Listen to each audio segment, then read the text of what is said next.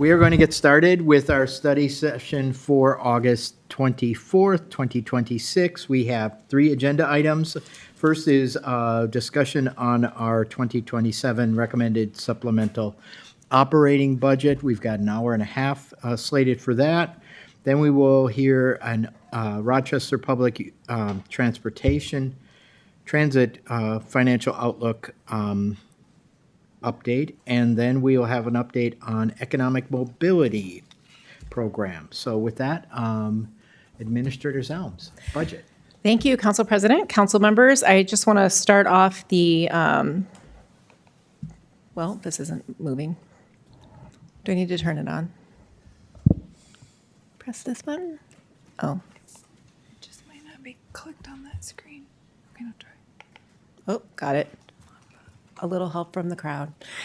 So I just want to start off the 2027 recommended supplemental operating budget by thanking a large group of people who it takes to pull this together. Even though we're in the supplemental budget, which isn't as much change as when we're in the 2-year budget process, there is still a lot of work that has to happen in order to bring you the budget book, et cetera.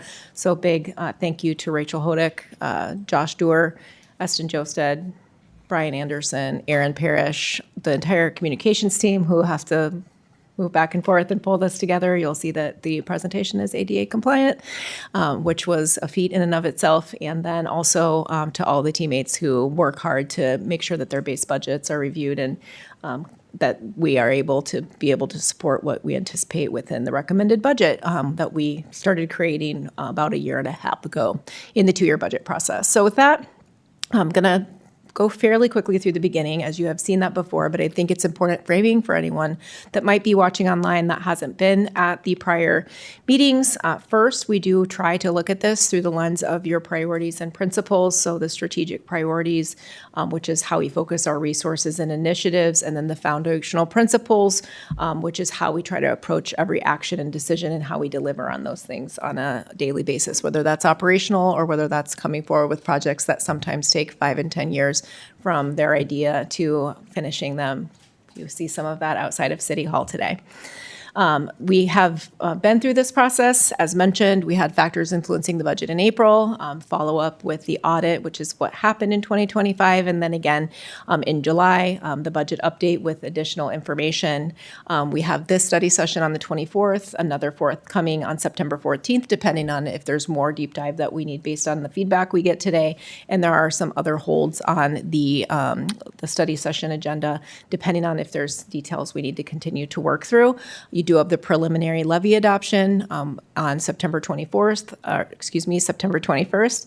That's planned. At that time, you would be approving a levy that could go down or stay the same, but could not go up. So if there's something that you see here that you want to add, that's very important right now. And then the adoption of the budget is planned for December 7th at that public hearing. The supplemental process, as I mentioned, is not as rigorous as the 2-year process. We don't have a new decision package process for new ideas or expanding programming. The RPU budget is included in this, but as we have been mentioning over the last year and a half, there's a lot of refinement that's been happening with changes there. General Manager McCullough will present that part of the slides.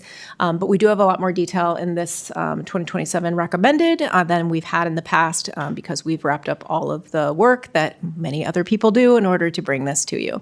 So what we're really looking for, and it's important, we've talked about this before, is getting any feedback on changes, adjustments, either reductions, increases, reductions to make other introductions of new ideas, and whether that 5.59% increase, which is not the tax levy rate, we'll talk a little bit more about that later, that's the percent increase year over year that would be required to fund the things that are in the recommended budget that are levy funded. Again, we've talked about the LGA before. We heard from you back at the last study session that needs to be a significant discussion in the 2028-2029 budget process about pavement preservation, both roads and trails. So that will probably consume much of your time in 2027 early on.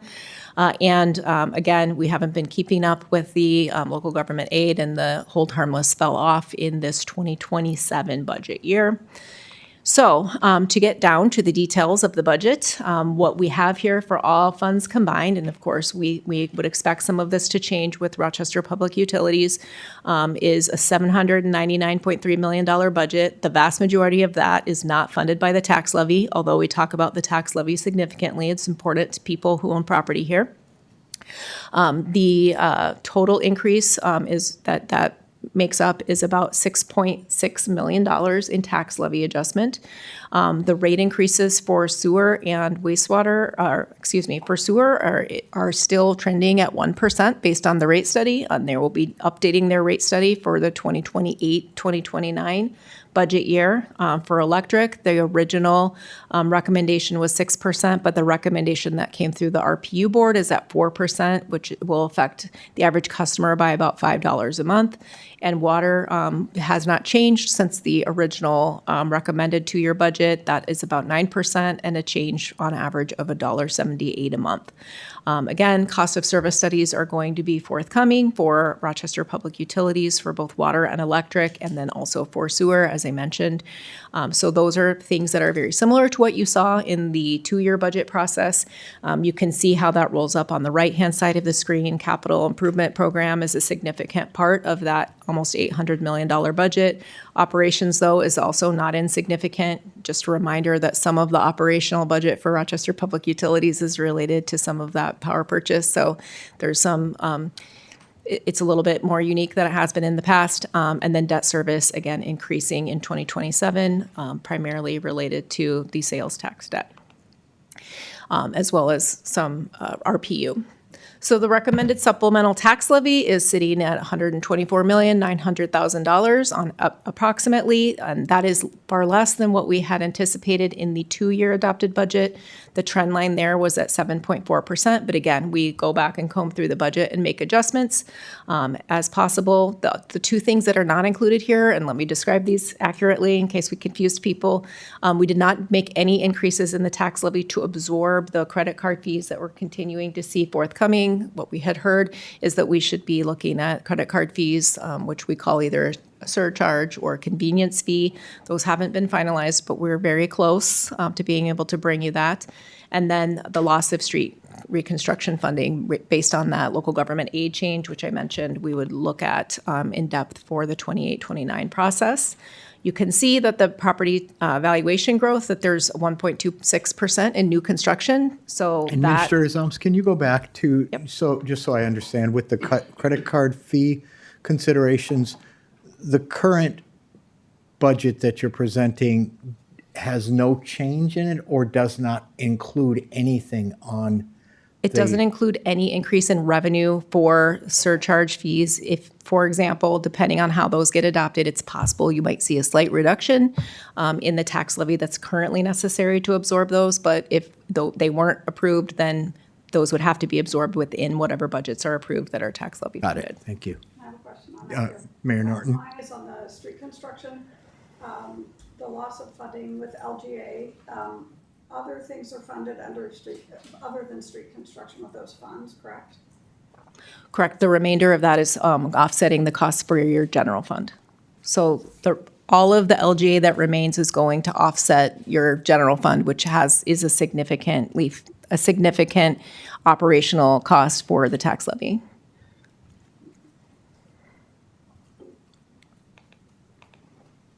So you can see when I mentioned that 5.59% is not the rate, you can see that over the last approximately 10 years, the actual property tax rate has hovered between about 46% and 52%. And what this current budget is showing is that the net tax capacity rate would be about 48.9% at this amount. So going down slightly from what was in the what influenced tax bills in 2026. Again, that new construction number that I mentioned is going to absorb the first any dollar in first, and then the remainder would be absorbed by how people's tax levy changes based on their assessed valuation and the rest of their property class. Again, the vast majority of the budget is actually not funded by tax levy. You can see the tax levy makes up about 15% of total revenue for that approximate $800 million budget. We have other taxes, special assessments, licenses and permits, fines and forfeitures, the penalty section there. Intergovernmental revenue, still a very important part of our revenue structure. If you think about the airport and transit, that's a significant amount of that intergovernmental revenue, as well as the local government aid. Charges for service is a big one. So when you pay your water bill, your sewer bill, your electric bill, and there's a significant amount of fees, et cetera, with our recreational services, depending on what those are as well. And then prior year revenue is revenue that's been collected, anticipating that we will have capital improvements that we don't necessarily want to levy for, or that you don't want to increase your rates for, but have been built in with some of those rate studies. So it's revenue that we've collected that we knew that we would need to save up for in order to do a future capital project. Another way of looking at that is decision packages, which are in addition to the existing base budget. About 1.15% of that levy adjustment is coming from those. Again, you have this is after you net out from prior year where you maybe had some one-time expenses, and that's carried in the levy, so you don't need to absorb new levy for that. We had some reductions and then in revenue that we needed to absorb. And then we have the capital improvement plan that's necessary, the equipment revolving stabilization to be able to continue to buy vehicles at current rates. And we now we're in the first year where we do not have any COVID era funds coming in for the holistic budget stability that the council created at that time to influence the levy. And then our ongoing base budget for levy-supported employee services cost increases is about 3.27%. Obviously, across the board, that's slightly different, and we'll get to that in future slides. Public safety, significant part of the general fund. The general fund is very reliant on tax levy, as is the library and Parks and Recreation. But you can see general government, public works, and we have some other things there, like the outside agencies funding, et cetera. So a significant amount of the tax levy is going to be able to support the public safety function. If you look at the property tax distribution, 70% of that property tax is going to the general fund. Again, that's where your police, fire, public works are generally located. Municipal recreation, it's about a little less than 10% of that. The CIP at 8%. Library at 7.5%. We have some debt service and internal service costs. That's also your equipment revolving, and the airport at a very small percentage of 0.6%. Part of the operation of the airport, the vast majority of that is coming from operations revenue that comes from the airport, but we do pay utilities less the natural gas and pay for the cost of customs. And then the total expenditures, you can see many of these services are very reliant on the property tax because you're not charging folks if they call 911. You're responding based on the fact that that's an expectation, I think, from a city like Rochester.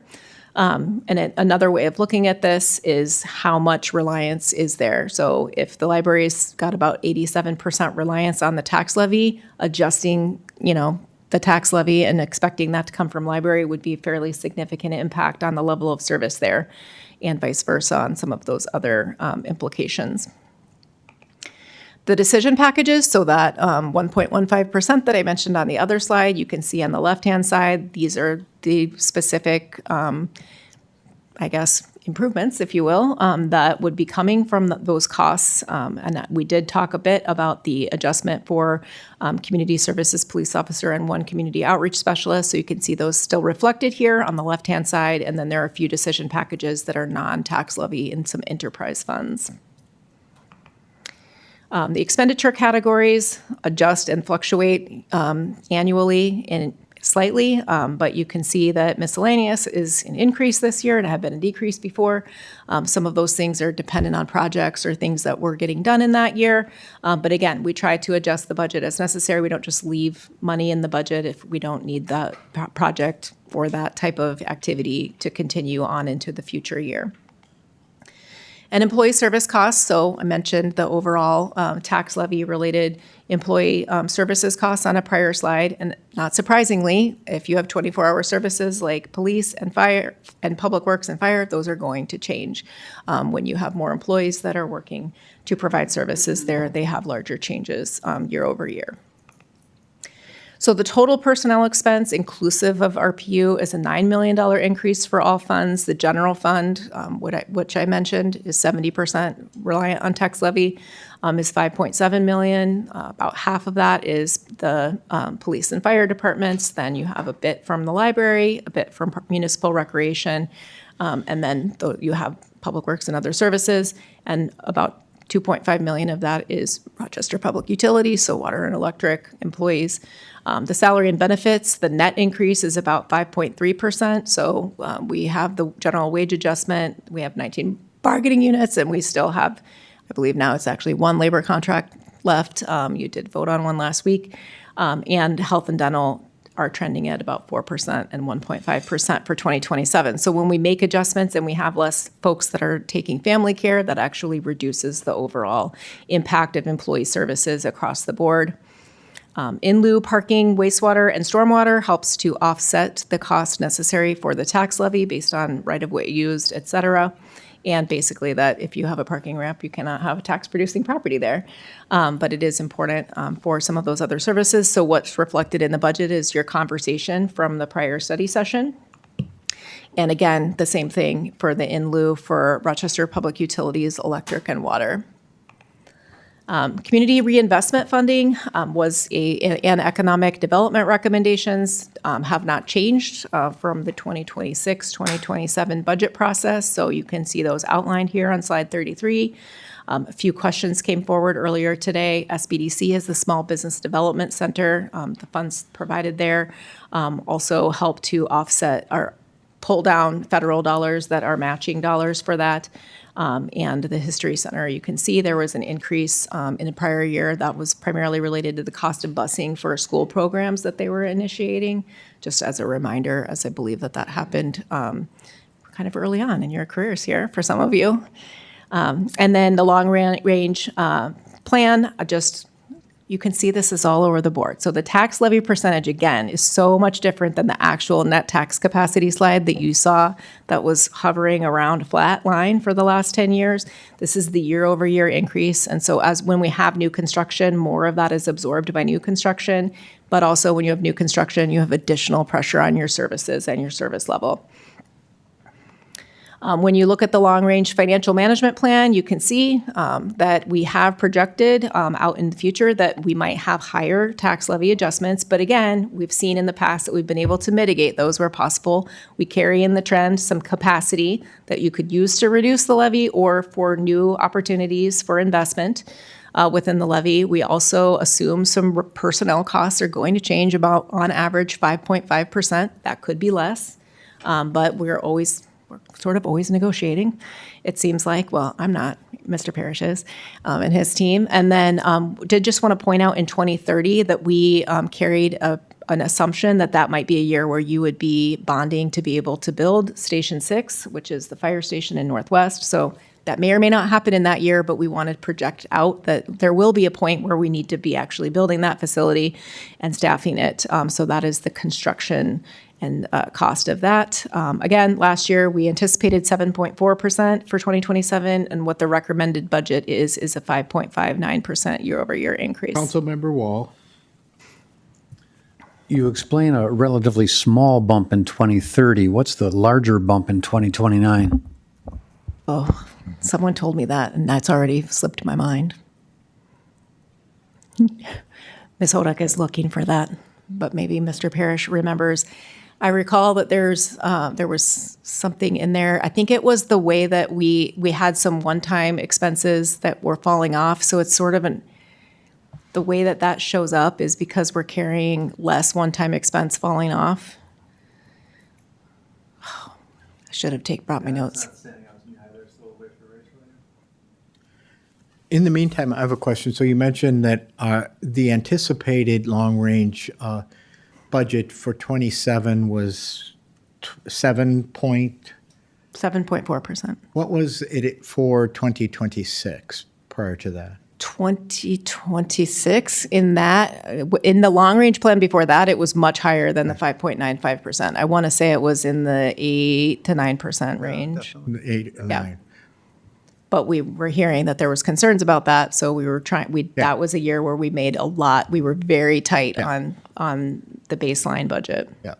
So, my point is, we've anticipated higher, and now for previous year, and for the supplemental budget, we're coming in under, so. Correct. And there are also a lot of different priorities that the city council has adopted that, depending on how you implement them, may have implications for the capacity that's carried here, whether that is reducing the amount, increasing the amount, or maybe a combination of both, depending on what you're looking for. So that conversation about pavement maintenance, that there maybe is some cost that's already carried there that you want to allocate towards that versus other decision packages. So that'll be an important part of our discussion early on in the next budget process. I think that Ms. Hodak has the answer. Yep, I do. There's an answer. Thank you all.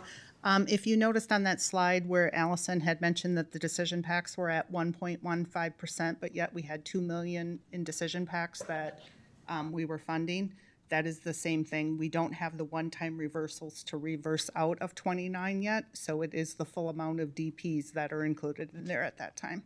So once we get 28s and how many are one-time, we can back that out, but that's an unknown at this point. So for example, if you added a police officer, so we carry a number there, but you could use less of it, or you could use more of it, or you could use none of it. And so let's say there's $1.5 million worth of police officers in there, and that comes with 5 cars. You're going to have a much higher one-time cost for the vehicles, and then after the fact, you're going to be carrying whatever the annualized cost is within the equipment revolving fund. So that's going to reduce you don't keep adding that to your levy. Councilmember Miller. Sure. This is a related question since you've mentioned a couple times that new valuation absorbs the increase in tax levy first. We had a presentation earlier this year from Urban 3 that contemplated some potential strategic investments or strategic directions to improve the efficiency of our tax base. How might we continue to think about engaging with that process as we look forward into the projections of city needs? Sure. I think a couple of ways. Some of that is being very thoughtful about growth and expansion areas, which you have a growth management plan that tries to consider that. You had a presentation also from Rochester Public Utilities about the water component of that and trying to be strategic about that. Also, there was some discussion on the same day, not exactly Urban 3, about whether you might be able to carry some of, basically create a citywide project for housing, utilizing the tax increment financing district that is the DMC district. So that may have some implications, good or bad, depending on like the way that the investment might happen. But of course, if you have tax increment financing, then that's not absorbing. But you do have a few tax increment financing districts that are decertifying at the end of this year that will also absorb some of that increase. So again, this is just a numerical look at the graph that I just showed you. So we carry these across the various different tax funded funds. And you can see how the changes in this occur across whether that's the general fund, the library fund, the municipal recreation. Again, it's a trend line. This is trying to be a little bit predictive for you so that you can earlier on in the process say, no, I'm not comfortable with this, or we don't want to do anything new this year. We should be focusing on police or fire or those types of different things. And so we also have the construction improvement fund. That's where you would see some changes potentially related to the local government aid.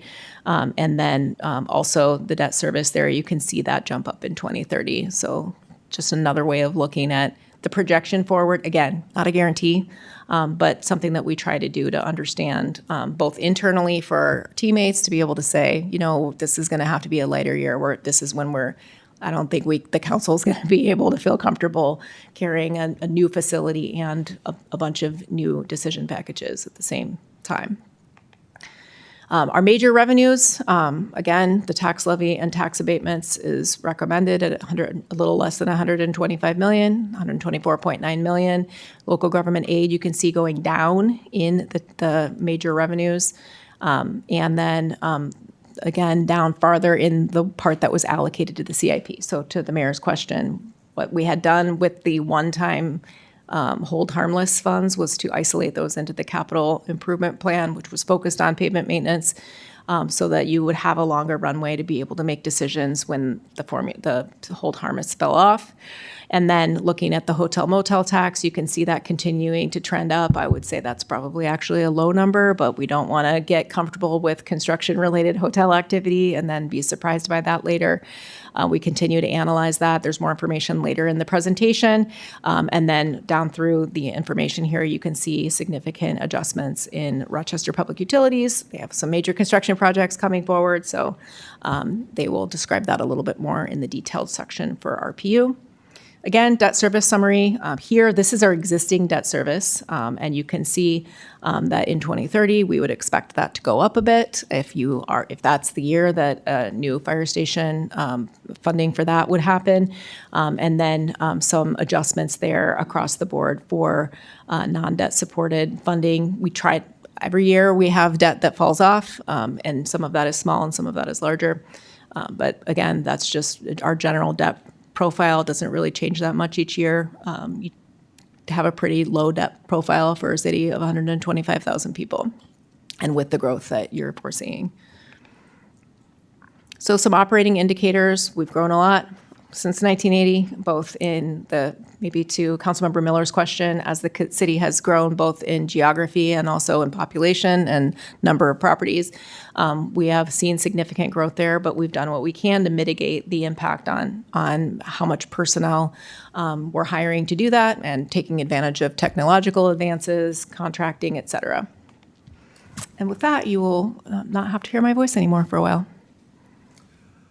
All right, I'm going to transition to most of the other funds here and then walk through some of the policy conversations. I'm not going to go through the general fund in detail. Allison did a great job sort of summarizing all that, so just kind of know that that's something that's been well taken care of here. But just to note, we are with the budget you have here, as well as just our historical practice. We are forecasted right now have actual revenues over expenditures of 46% for our general fund balance. Remember, our target's 42. We always want to be a little bit above that because when expenditures grow, the number to get to 42 grows. So we tend to be a little bit higher than that, and so that's been good to have positive revenue over expenditures. Just talking about the special revenue funds, parks generally, most of the increase here comes in two. So there's about $3.4 million of additional park investment. A lot of that is really loaded in to the Sportsplex. Again, revenues and expenditures, you've seen sort of the operational profile there. There is an additional arborist in this calculation as well. And so just note that, and the rest is staffing contributions. Library-wise, a very de minimis adjustment here, just a couple $100,000 of additional spending. So this is very much focused on base operations, primarily attributed to employee services. Moving on to the airport, slight increase in the airport, just over $40,000. Again, really focused on supporting baseline and capacity needs. There will be some fee schedule adjustments that are discussed, particularly in the parking space, but we're constantly looking at our leases and how those can be sort of pro-social and beneficial to the airport to enhance the funding available there. You received some additional information today around employments. So employments or passenger activity has been up, certainly not to pre-pandemic levels. All that enthusiasm around the United flights still is there, but there's a delay in getting that into the system with just some broader federal airport capacity issues that we're continue to struggle through. And again, a lot of our costs there are fixed, so irrespective of the number of employments or passengers we have going in and out of the airport, we still do the runway snow removal. We still do all the things you have to do to successfully run an airport. But also note that passengers is one marker of the airport, but I imagine you all get deliveries from time to time and, the other kinds of things that are important for people. And that's certainly a growth area, but just not a metric that we track. We really kind of focus on the employments. Transit, this is a big difference. Of course, you have BRT amortizing in here. We have the operations associated with VIA coming on board, which I believe that's like this week, right? So you'll be talking in a minute. Super excited about that. But there was some expense there. This was there are some costs associated with that contract. And then we have the BRT operations, and we have some temporary funding there.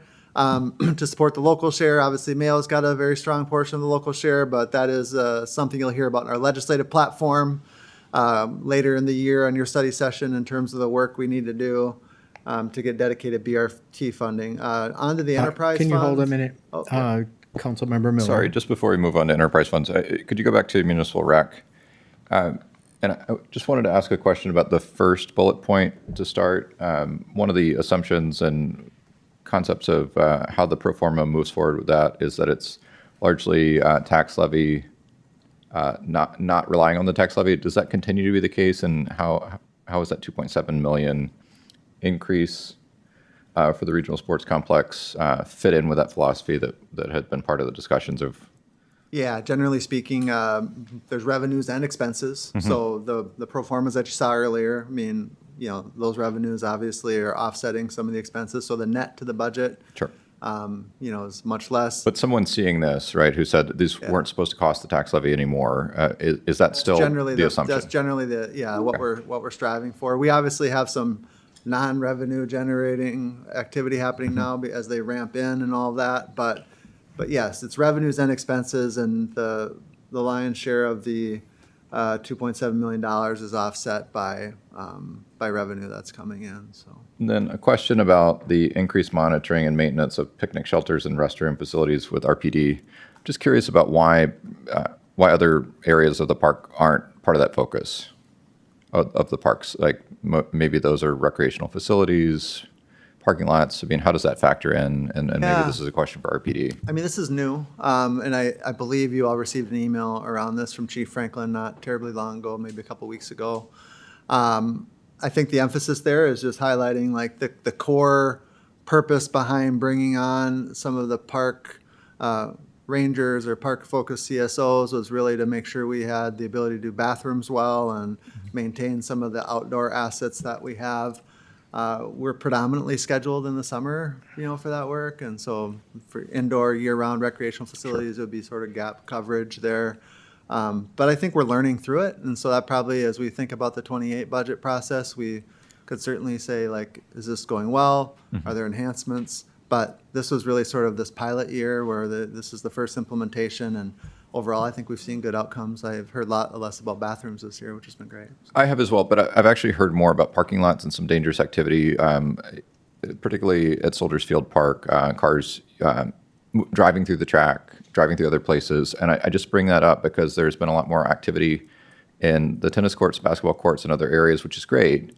But there have been additional complaints or issues that I've heard arising from some of that activity.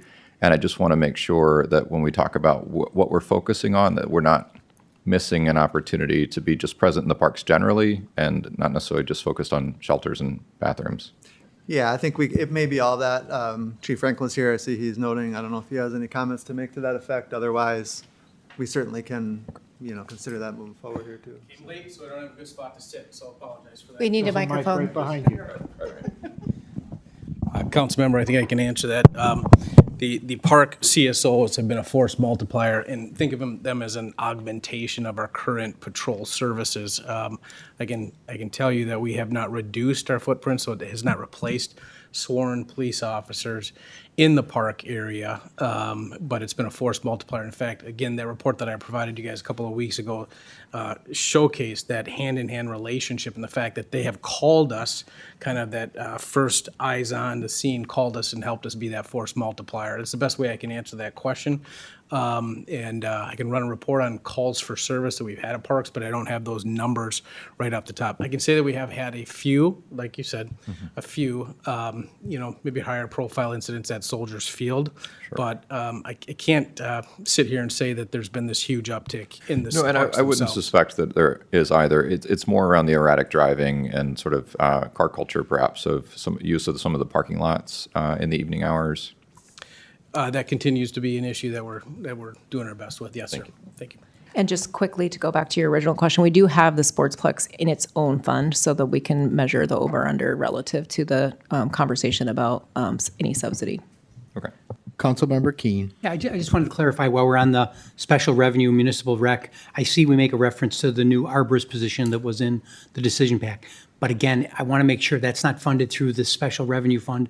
That's levy funded position?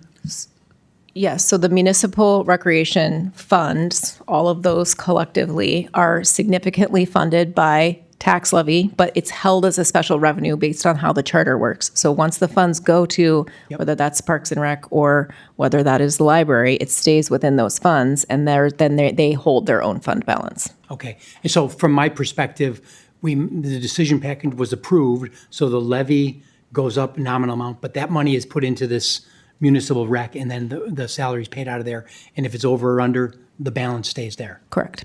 Okay, Yeah, and you can see on this, the long-range financial forecast, you can see the amount of levy that is allocated to each of the special revenue funds, library and parks included. So you can see in 12, of that $12 million in parks, some portion of that is the new arborist position. okay. I just didn't know how commingled the different sort of rec things are with forestry, with, That's a roll-up. There's 4 different divisions of the rec fund, but that's a roll-up of all 4 in the way in the way the special revenue fund's presented. okay, thank you.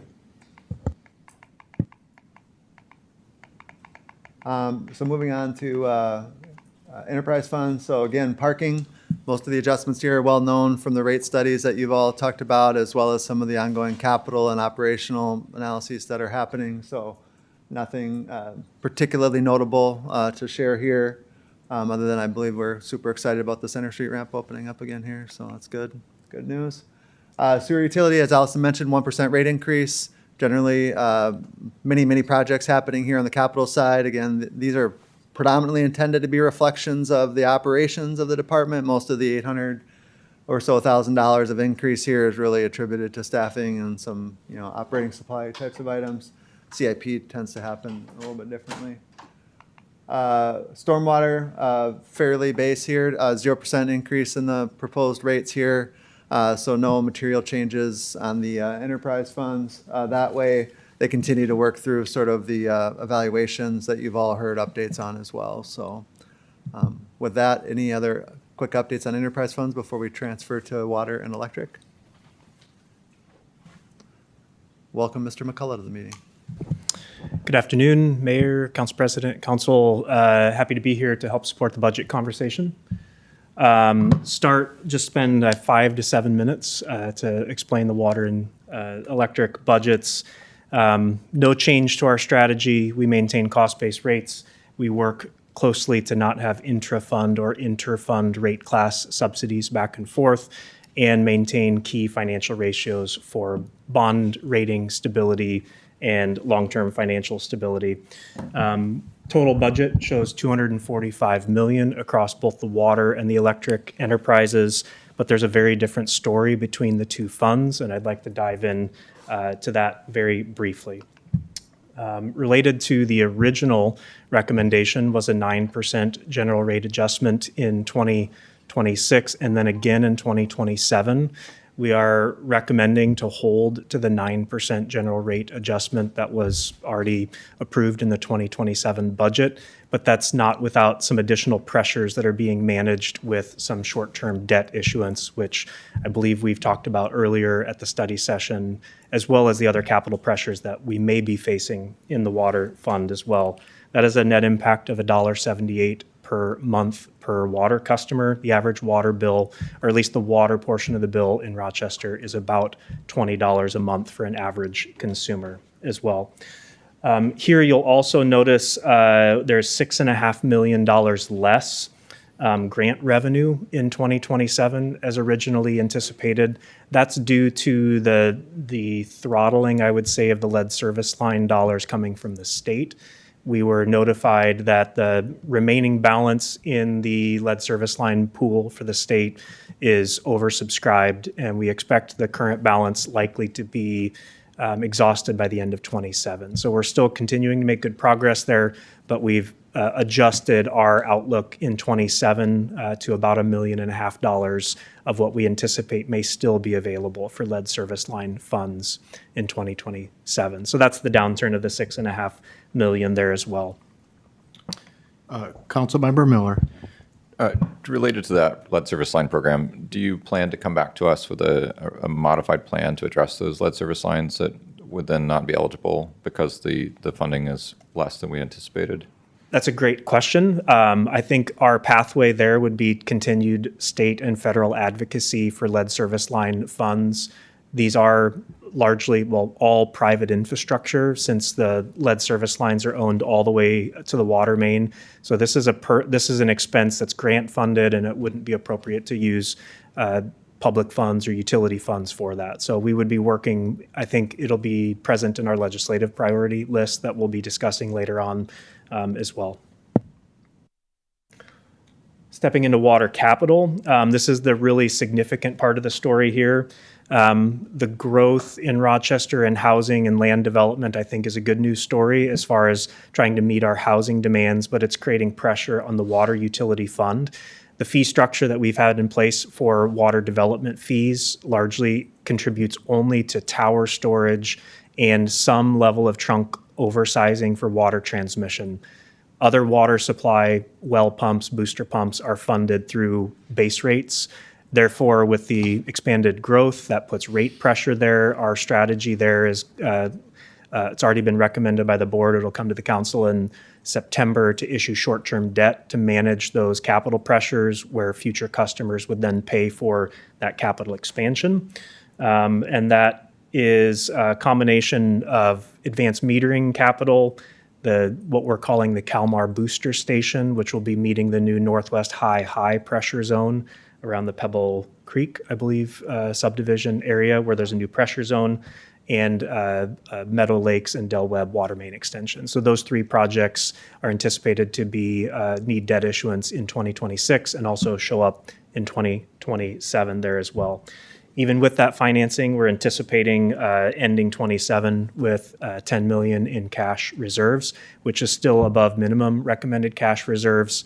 The eagle eye on this slide would notice a missing parenthesis in the bottom right cell. That should be a minus 2.29 million.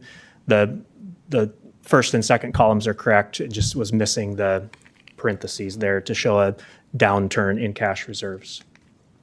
Electric is a more favorable change in this supplemental budget. I sat here a year ago and would have told you and did tell you that we needed about 6% general rate increases, not only in 27, but through the end of 2030, so 4 years over and over.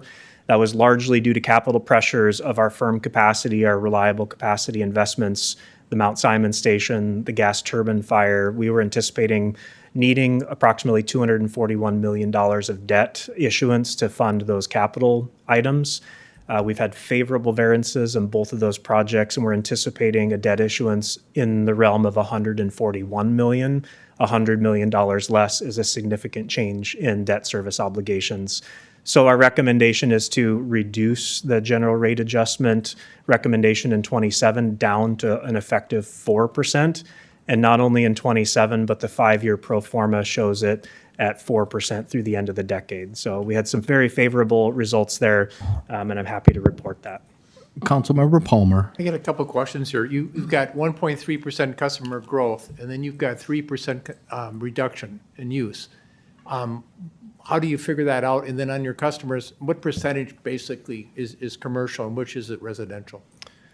I'll attempt all three parts of that question. So we use a 20 or 30-year history to project forward what load growth is. It's a combination both of new housing starts, industrial loads, and so our overall customer growth is anticipating about 1.3%. This is mostly residential housing starts, a combination of multifamily and single-family houses, but every new customer comes at less consumption, and the new growth on a per capita basis is lower energy use.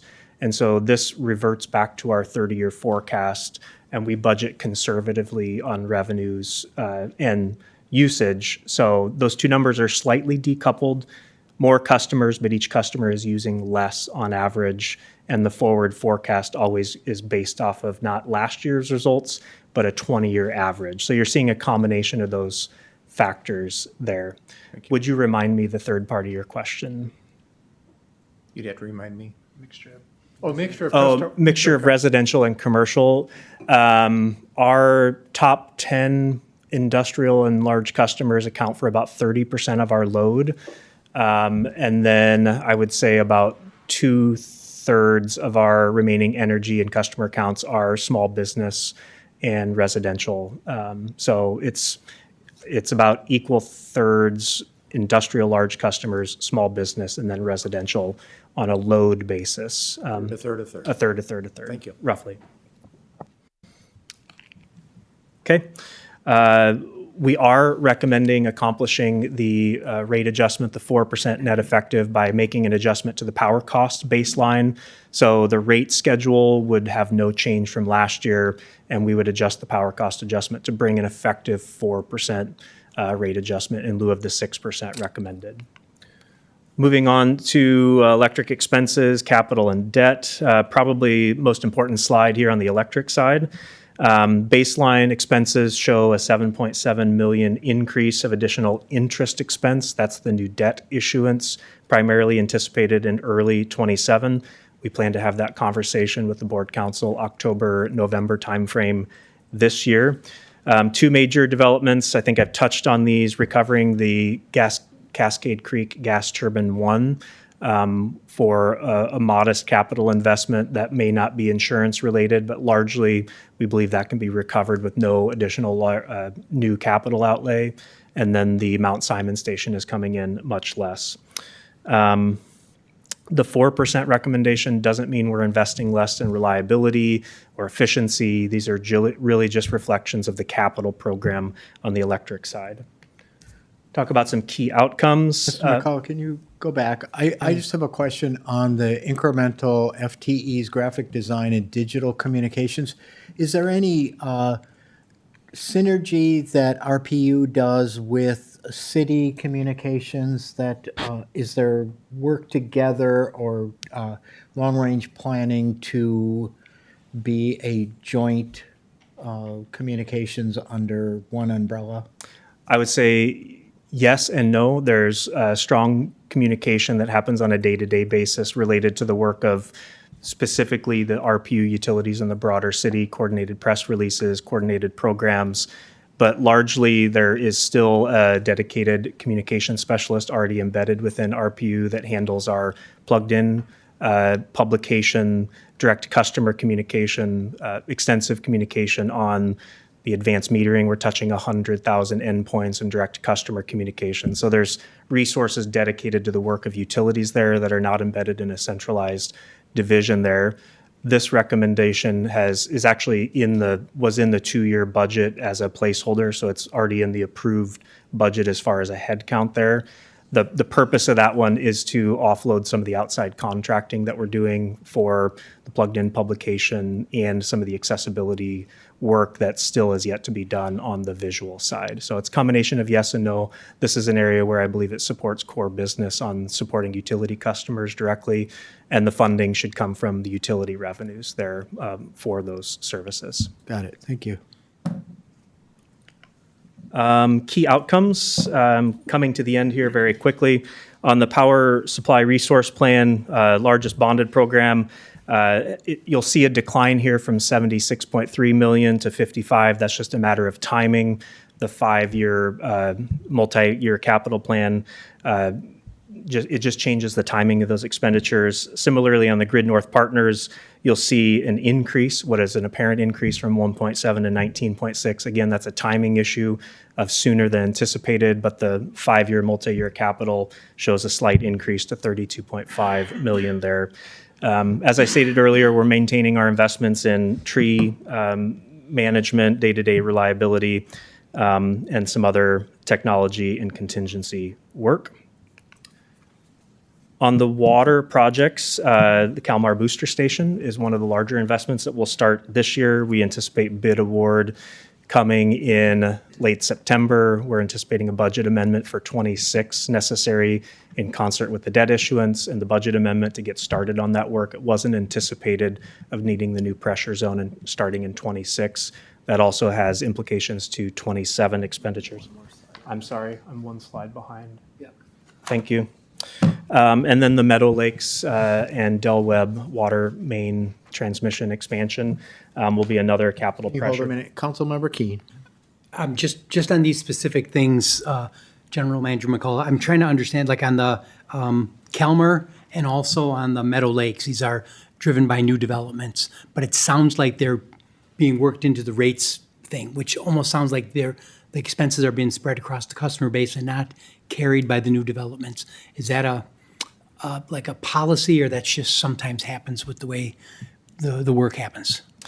I would answer that the developments are paying for portions of that infrastructure. Specifically with the Kalmar Booster Station, there's a developer contribution, in-kind land, and a cash contribution there. But that booster station will serve the entire full extent of the growth area, and that land has not yet developed. And so we need to build the infrastructure ahead of the other land development. And yes, if we would not issue debt, it would have to be borne by current ratepayers. The plan of issuing short-term debt is so that the future growth can be, the future customers can pay for that as the debt service is paid off. And we do intend, in concert with the water system master plan, to come back with a recommendation on water development fees. Because there, as it is now, some of that is not borne by future development, it's borne by the rate base. Right, and I didn't want to get into the complexity of teasing those apart, but I do appreciate the goal of trying to drive the expense to where they're being driven from, and to have them paying it, as opposed to just absorbing into the system. Yeah. Similar story on the Del Webb, the Meadow Lakes expansion. There's some direct contribution from those, but the trunk oversizing is an expense typically borne by the RPU, other water ratepayers. And so there's a portion of that that could be collected by future water main connection fees for other developments that would be served by that. That's another mechanism that we have there. But the reality is that historically and currently, we have rate-based some of that water system expansion on the water supply side. Thank you. Get my glasses back on to see my notes. I believe I am at the end here. So in summary, the water remains at the 9% recommended. Electric comes down to 4% for 2027. Net impact of $1.78 and $5.17 a month total for residential customers. All right. Any questions for Mr. McCullough? Thank you.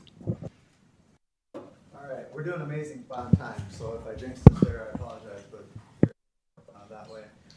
So we have focus conversations. These are things we've sort of picked up on. Mike. These are things that we've sort of heard from the council that you've wanted to talk about. We've tried to frame them and give you some information just to have conversation around each of these. I'll go through a few of these areas. I mean, some of the slides work together.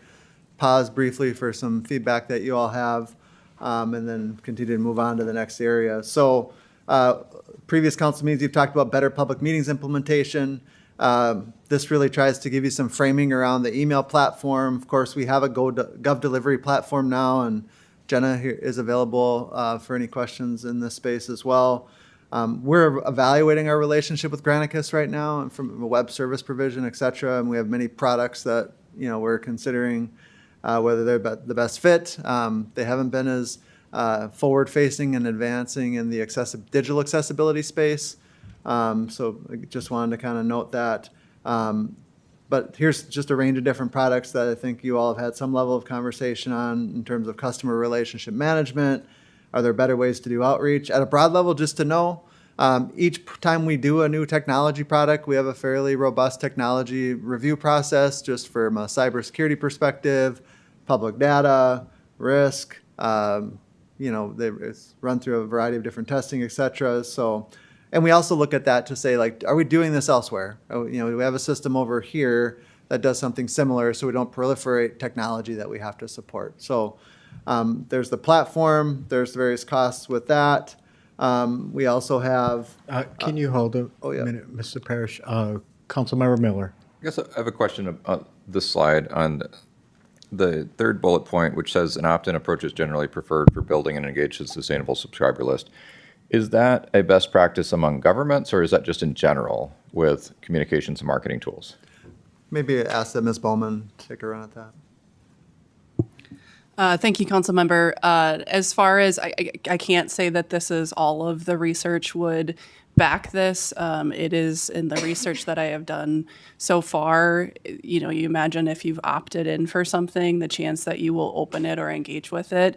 In the research that I've done, just indicated that it's not meant to be in opposition of the opposite or of an alternative, but just noting that that was a point to consider. Okay, I'll just say from my perspective, and I know this has been said before, but I think that I would feel that way in general. If I were making a purchase at a local retailer and they started emailing me, I might feel one way. But when I want to hear from the city, and I've heard the same from residents, that proactive city communication that is actionable, relevant to the space, and contextual geographically, I think is a service that many residents would appreciate that I wouldn't expect to fit into that assessment. I think that's true if I've given money once to a nonprofit or something. I don't want to keep hearing from them unless I've opted in. But I think when people want to hear from the city, information that's relevant, timely, and contextual it falls out of that assessment for me. Understood. I think the thing I would say as well, just to consider, is likely if that was the path we were going down, awareness building on the fact that folks would have been subscribed and to be checking their spam. That was the one thing that was noted, is given the various filters that occur through email platforms, be it a Gmail or something else, of just wanting to ensure someone wouldn't inadvertently be unaware that they were getting those by being subscribed. So just to note that that's a piece that we'd want to ensure is clear, that folks are knowing what they're looking for as a part of that rollout. Okay.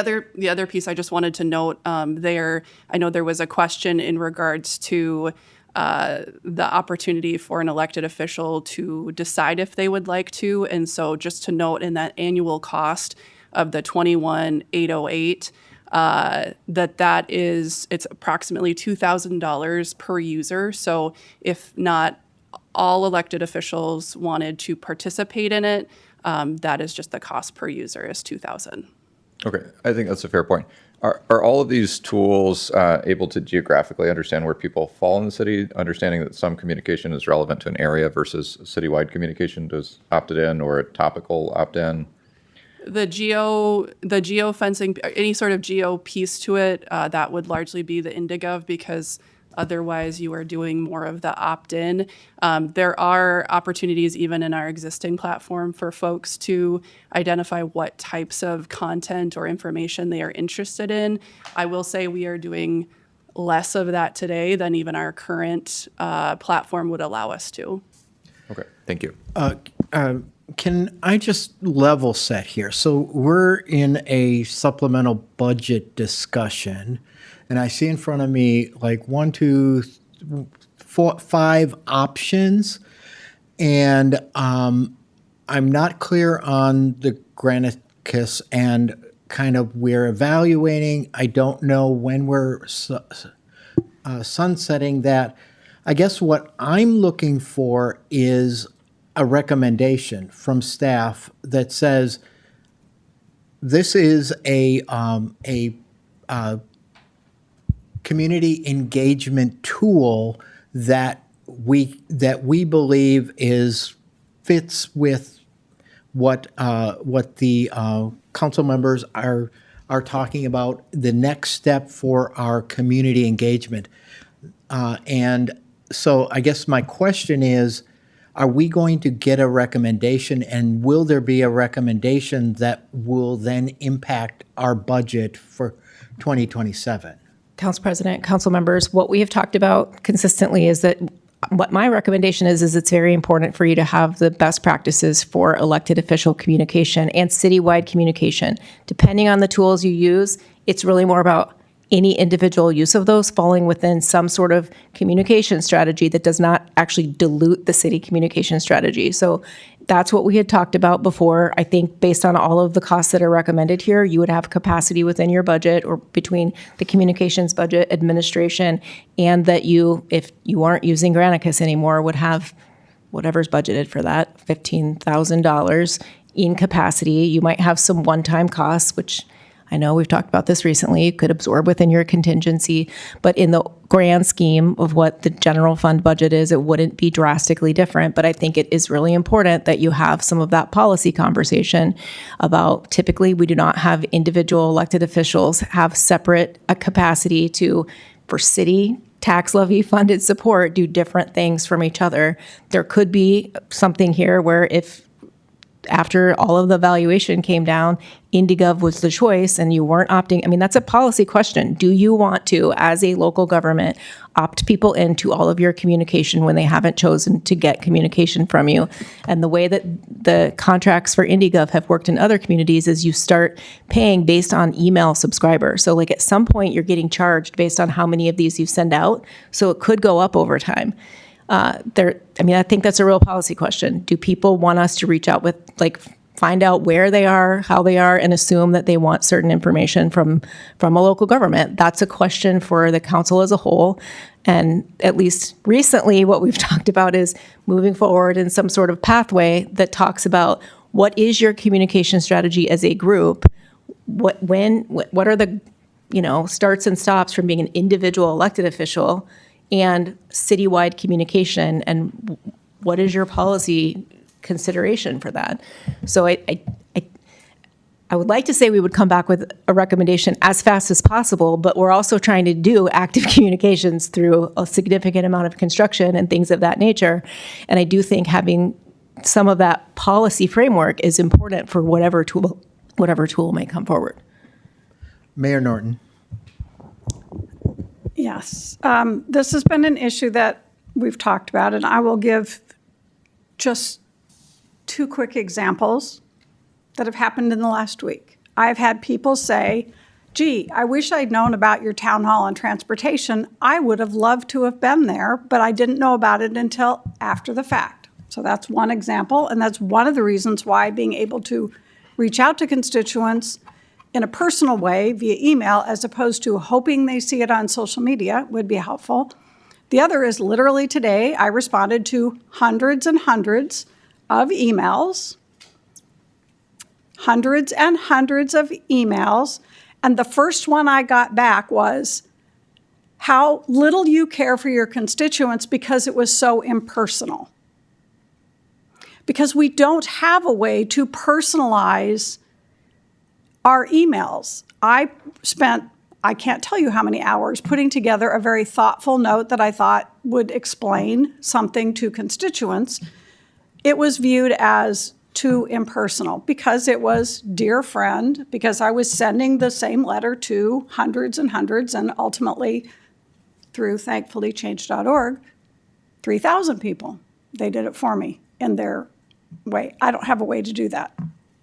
So we need to improve our methods of communication, not necessarily what the city is doing, but how we as individual, elected officials have access to and communicate with our constituents. And I think whether it's through a pilot or additional research, I would love to see you all as council members have, and the next mayor, have ways to communicate effectively with their constituents. And it is harder and harder with all the new technologies and different methods of communication that are being used, and frankly, the lack of a one-source media that we used to have in this community that we don't anymore. Councilmember Miller. I just add, to the question of opting in, we send mailings to citywide Summer of Fun. We opt people into receiving that. We send postcards for neighborhood information meetings. We opt people into receiving those. And we hear from people who have reduced postal service or other access or change of address forms as reasons they don't see that physical mailing. And I don't suspect that this is a catch-all either, but as we see communication tools modernized, it does feel like an area of opportunity, even at just the staff level, to be able to work on more modern electronic communication tools. And when I talk with people, they expect that I already have a way to communicate with them, know where they live, and other things. And except for running for election and getting the Secretary of State voter data, I think it's a misunderstanding from people generally that we don't have an up-to-date list of where they live and who is at that residence, because we don't opt into these data sources. I'll just add, when we started this discussion on increasing community engagement by all decision makers, including all 8 of us that are at this table.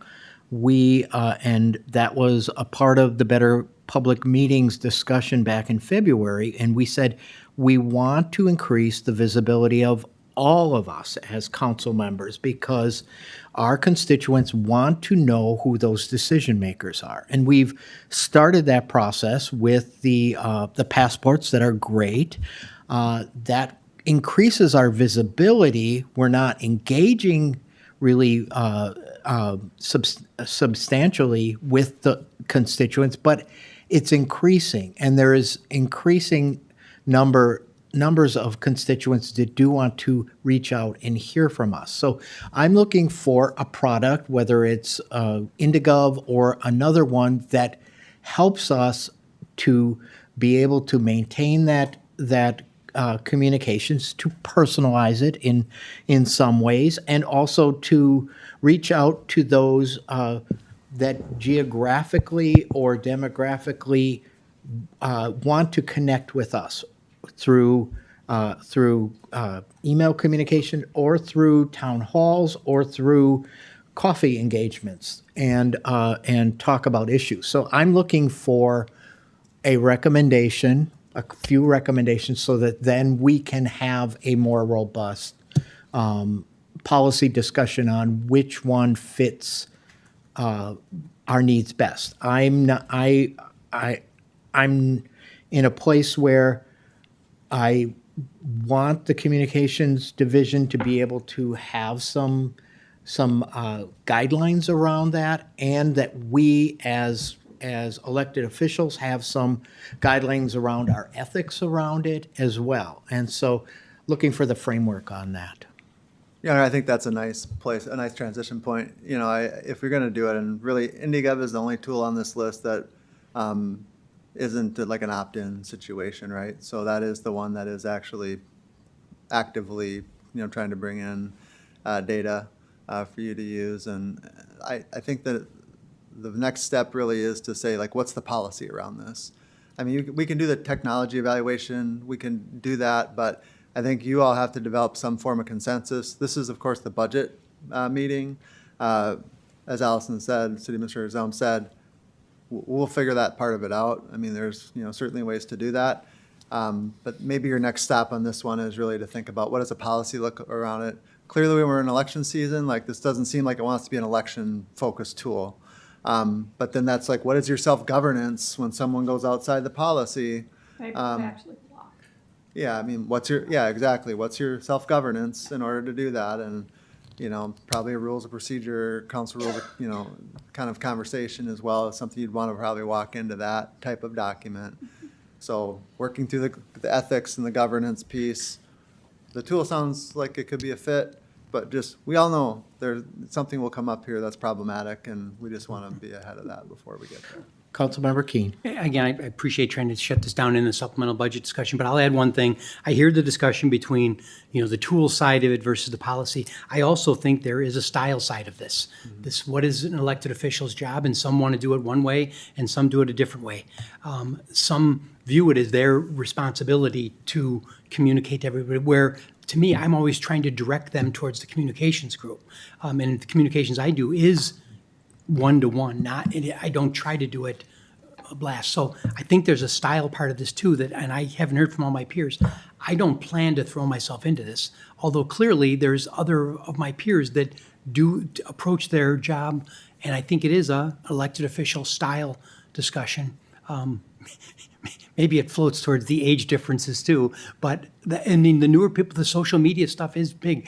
This is not social media. This is direct marketing tools, and I think that's different than social media. So, Councilmember, I think you and I are in the same age group, so I don't know that it's age. I think I'm older than all. Any more on this?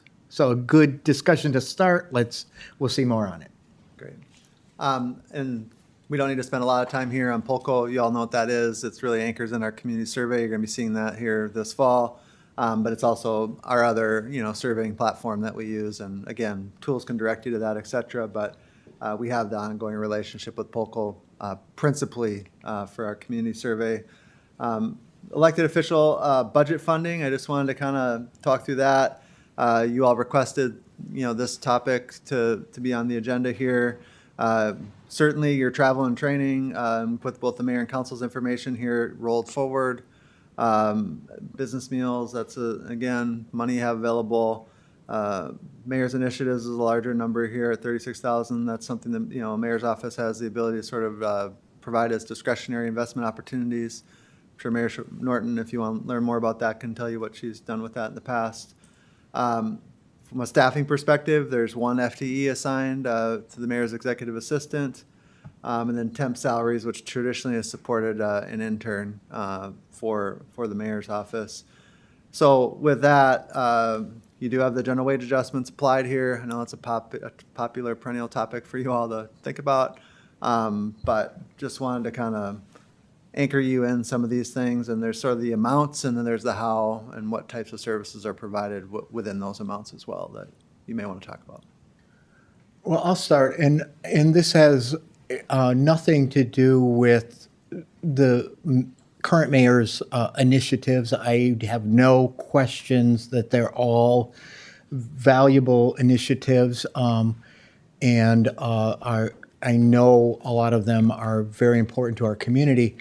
My question is more from a policy standpoint, as far as so the mayor has a $36,000 budget line that actually the mayor can use at their discretion, where the council, if we have an initiative, and I know Councilmember Miller had one at our last council meeting, Councilmember Palmer has had some in the past, we have to get approval on all of those. And so I guess my question is, what is the oversight to mayor's initiatives? Council President, council members, I can start, and I think that you all are aware that at least our current mayor has very high in responsibility, and so all of the financial policies still apply to that. And there's also the public purpose doctrine that applies. So if there's, for example, an expense that's related to something, it needs to go through a micro contract process or something of that nature. We review those things. There's multiple sort of checkpoints through facilities, well, another finance word, F word there. So those types of things are important. Also, you all have access to be able to bring forward ideas we do carry $1 million in contingency each year that's already built into the baseline of the tax levy that has been utilized either by coming forward with city council requests, with staff requests, or sometimes there has been some cost related to mayoral requests. If there needed to be a match for a grant or something of that nature, that's been much rarer.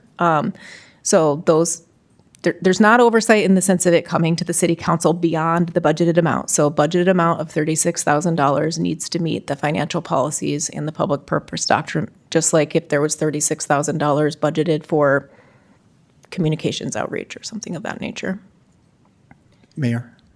And all of the expenses that we use in our office go through, we fill out all the paperwork, they go for signage, they go to finance, and you have access to them at every meeting that they show up on the finance report. Could you do that differently? That would be, that's really. So then I know that it has come up at this table on potential staffing for council members, whether that's a halftime FTE or part of the current staff support that falls under the mayor's budget. Can you talk a little bit about that, options in that area? Sure, Council President, council members, this has adjusted over the years. So before my time, there actually was a mayor and council budget all combined into one budget. And so I'm not exactly sure how that worked, but my understanding is that there was a fair amount of support for Mayor Brady. Of course, much of this was before like the internet and social media and things of that nature. So I think there's room for conversation about having there be mutual support. especially, it kind of goes back to some of the prior discussion. If there's policy discussion around communication engagement, like there may be more capacity there to be able to do some of that, like scheduling rooms, scheduling meetings, things of that nature. I don't think it's, everybody gets office support, but if there's some parameters within that, I think there's probably some capacity, and I think that's also a conversation amongst yourself. If you're looking at adding an additional person, then you would need to be looking at doing that now. I think it could be healthy to have that person report to administration, which it did in the past, especially from the perspective of like the labor unit that it's in, things of that nature, not for day-to-day activity, but just for making sure that if there is support for 8 different people, that we're following the council rules of procedure and code of conduct, things of that nature. And I think we've talked in the past about that there would be additional capacity within communications and engagement and personnel there if you have some of that agreement on what does the policy look like for having best practices for elected official communications and engagement married with what is the best practice for strategically communicating and not diluting your message as a whole. So I think there's room to have that conversation, and it's really the pleasure of the elected body. Other thoughts? Councilmember Miller. Sure. And I mean, I don't necessarily think that the next step is to add halftime FTE for the council, but I would be in favor, and I've talked with Council President Schubring as well about feeling a limitation of staff support and having to go through a rules and procedures process where we're not asking for more than 30 minutes of staff time for any single question. And I do feel like having support for communications initiatives that can be filtered through a general communication strategy would be helpful for doing outreach around specific areas, geographic town halls. I see the mayor operating quite effectively with her town hall initiatives, and at the same time feel a slight disconnect in some of the, from the public, when is the mayor leading an initiative? Where is it council? How do we work together? And I think some of the staffing that we see here kind of sets that up to be the way it is, that the mayor has additional support, and yet the community doesn't always understand that the council is the voting body. So I wonder how we can begin to better educate and build those in from a collaborative place, even in the budget. So I don't have a prescribed solution to this, but I would support more conversation on it. And I think, just to follow up on that, I think that given that we will have a new mayor in 2027, I think it's the time to have that discussion and to look at, each one of these line items. I mean, travel and training, there's 16 in the mayor's budget, and we don't know if the next mayor is going to be as international and a spokesperson as our current mayor. And I also, I'm not finished, Mayor. So I just wanted to recognize when you're done. I will. And I do think the mayor's initiatives, I think bringing that into council consideration, I think is important. I do think also when it comes to partnership, the mayor and the city council are partners. I think looking at what was a mayor city council budget may be an option that we should have further discussion on as well, so that it's one budget and it's not separated this way. So, Mayor Norton. Thank you. I just want to be really clear because the community gets off on this and gets very confused. None of my travel internationally none of the city's budget has been used. I've used my personal funds for all international travel. Just want that on the record. Thank you.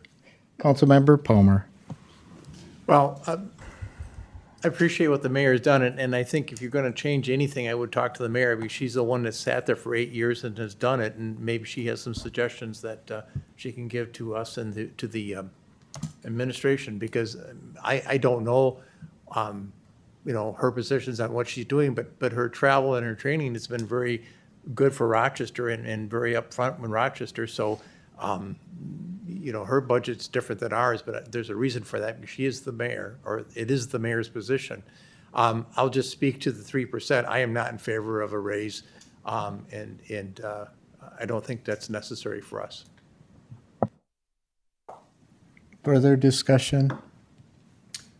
I think that's a great idea, Councilmember Palmer, as far as we want to hear the mayor's thoughts on this.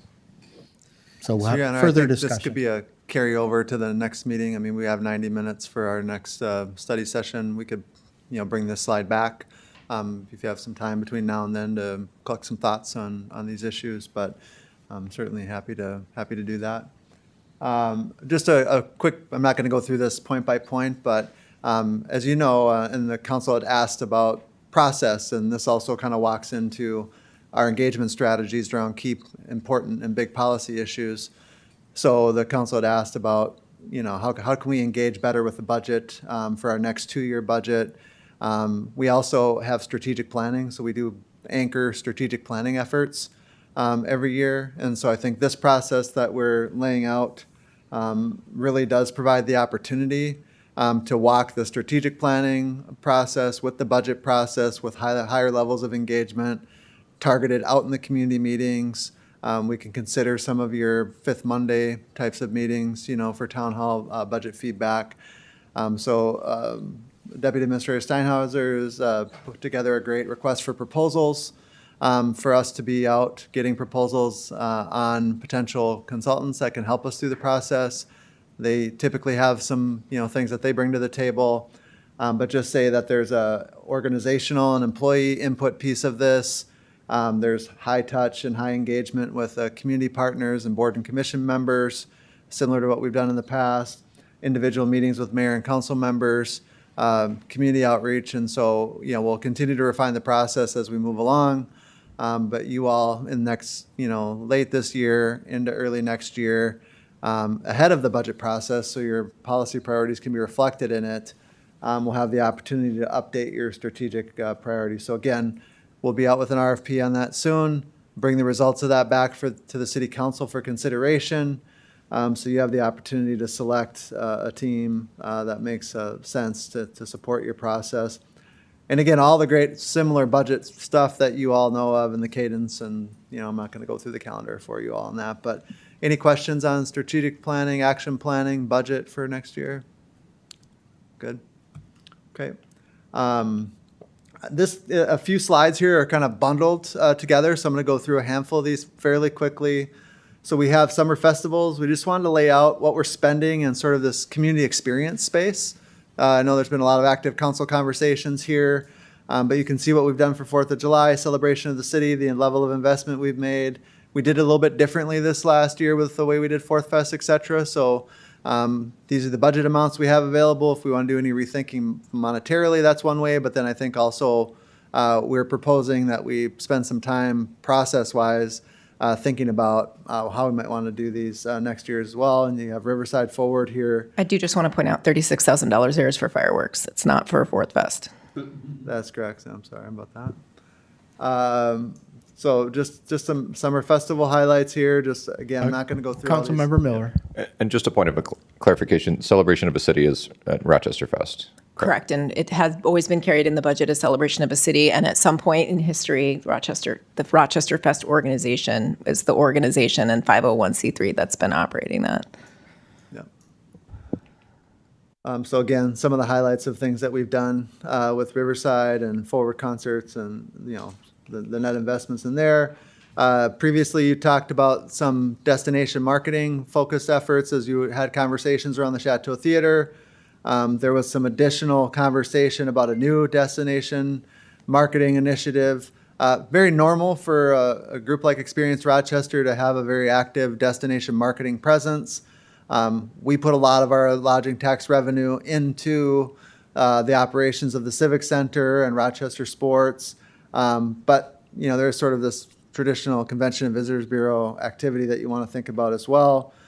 There was a requested $300,000 investment to focus on more active festivals and events and Visitor Information Center and continue with the Certified Tourist Ambassador program and headquarters and just other things that are trying to support the tourism strategy that Experience Rochester is trying to deliver on, and they've done a nice job of going through their most recent tourism planning effort or outreach effort there.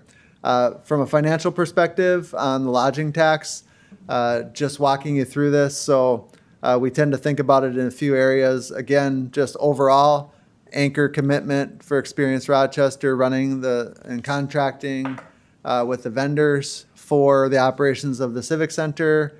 Again, we have about $600,000 that also goes to Rochester Sports. We try to retain the residual for capital investment because we have substantial capital needs there. And you've seen those in the past, but they're very material. And then our debt service, which we are on a trajectory, as we talked at a previous meeting, toward satisfying that in the early 2030s. When we do that, we can redirect that into future capital investments within the Civic Center. But until now, I mean, that's really supporting the previous expansion. So want you to see that we're on a forecasted trend upward in this area. This does reflect the additional $300,000 that, could be done if, from policy perspective, you so desired. But just wanted to give you sort of a better connection and break it out as a standalone policy issue as you all requested previously. So with that, I'm going to just advance. Mr. Parrish, just so I'm clear, so that $300,000, the destination marketing, is that in the operations of the Chateau piece? That's the 300,000 that we're talking about? Or is this a separate? It's both. There is a component. So if you're talking about daily activation, there's a component about the downtown welcome center and the festival coordinator that would also be working on the Chateau. So there's a mix of that, and I believe. So when we have our discussion on September 9th on the Chateau, these two positions and this downtown welcome center will be a part of that I think maybe operations budget, is that correct? Just if you look at this slide, and correct me if I'm wrong here, but there's the Chateau piece and how do you activate the Chateau and work with that. And I think the Chateau events manager is wrapped up in the approach overall, the 200 whatever thousand that's needed to do that. The second two items here are really focused in that $300,000 additional enhancement. So if you can break these out into those two areas. Item 1, I think, walks with Chateau. 2 and 3 really walk with this enhanced $300,000 investment and activation that's talked about more here. I think it's a little bit more nuanced than that, but we will Mr. clarify Yetzer, it can for you you. help us kind of tease this out? Yeah. So first of all, I think we will provide more information to this at an upcoming reports and recommendations on a city council meeting. But I do think they are somewhat commingled in using a percentage of that 300,000, focusing on specifically the activation and potentially staffing of the Chateau, as well as the visitor centers, those sorts of things. And then a smaller portion of that 300,000 focused on partnering with the community to activate the Chateau. So if, for example, we were to say, don't do anything on the Chateau, but do these other things, I think it would be a very different number. So they are sort of commingled in that 300,000, and we'll work to provide more information on that. Thank you. And there's an additional investment beyond the 300,000 that anchors it in. Yeah. Okay. So then just thinking about this, we have a variety of, we talked about how we're delivering, public music activities, how we're delivering, the Chateau, destination marketing, other festival items. As part of our ongoing evaluations, we have one forecasted for public safety. We're working on an RFP in that space that you all will see in September, and so that's another conversation. But we also are proposing to really have one that's anchored in community experience. So thinking about how we do that for 2027 and bring back some recommendations on how some of these additional items work, because again, a lot of work in the tourism space that's happened. Parks continues to do their master planning. We have a lot of things in the library space that are ongoing, but this really would focus in some of our, we'll call it third-party community experience providers, and really just seeing like, are those in alignment? Does there need to be some shifting to optimize those existing investments and thinking about arts and culture and other elements of community experience?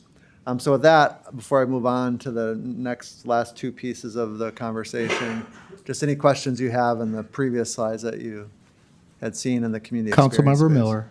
Yeah, I do have a question because it comes up every summer. The idea of like how Rochester Fest is evolving, how the city's role in guiding that is, what is the length, what is the location, and obviously Thursdays downtown has grown quite a bit over the years as well. And I'm just curious where and how the city and us have a conversation about the right level of programming, working with event organizers to make sure that it's an efficient event that's well using these resources, as well attended as relevant, is not competing with two events in the downtown space, and is basically moving forward into the modern time as a relevant event that draws people across the community and region.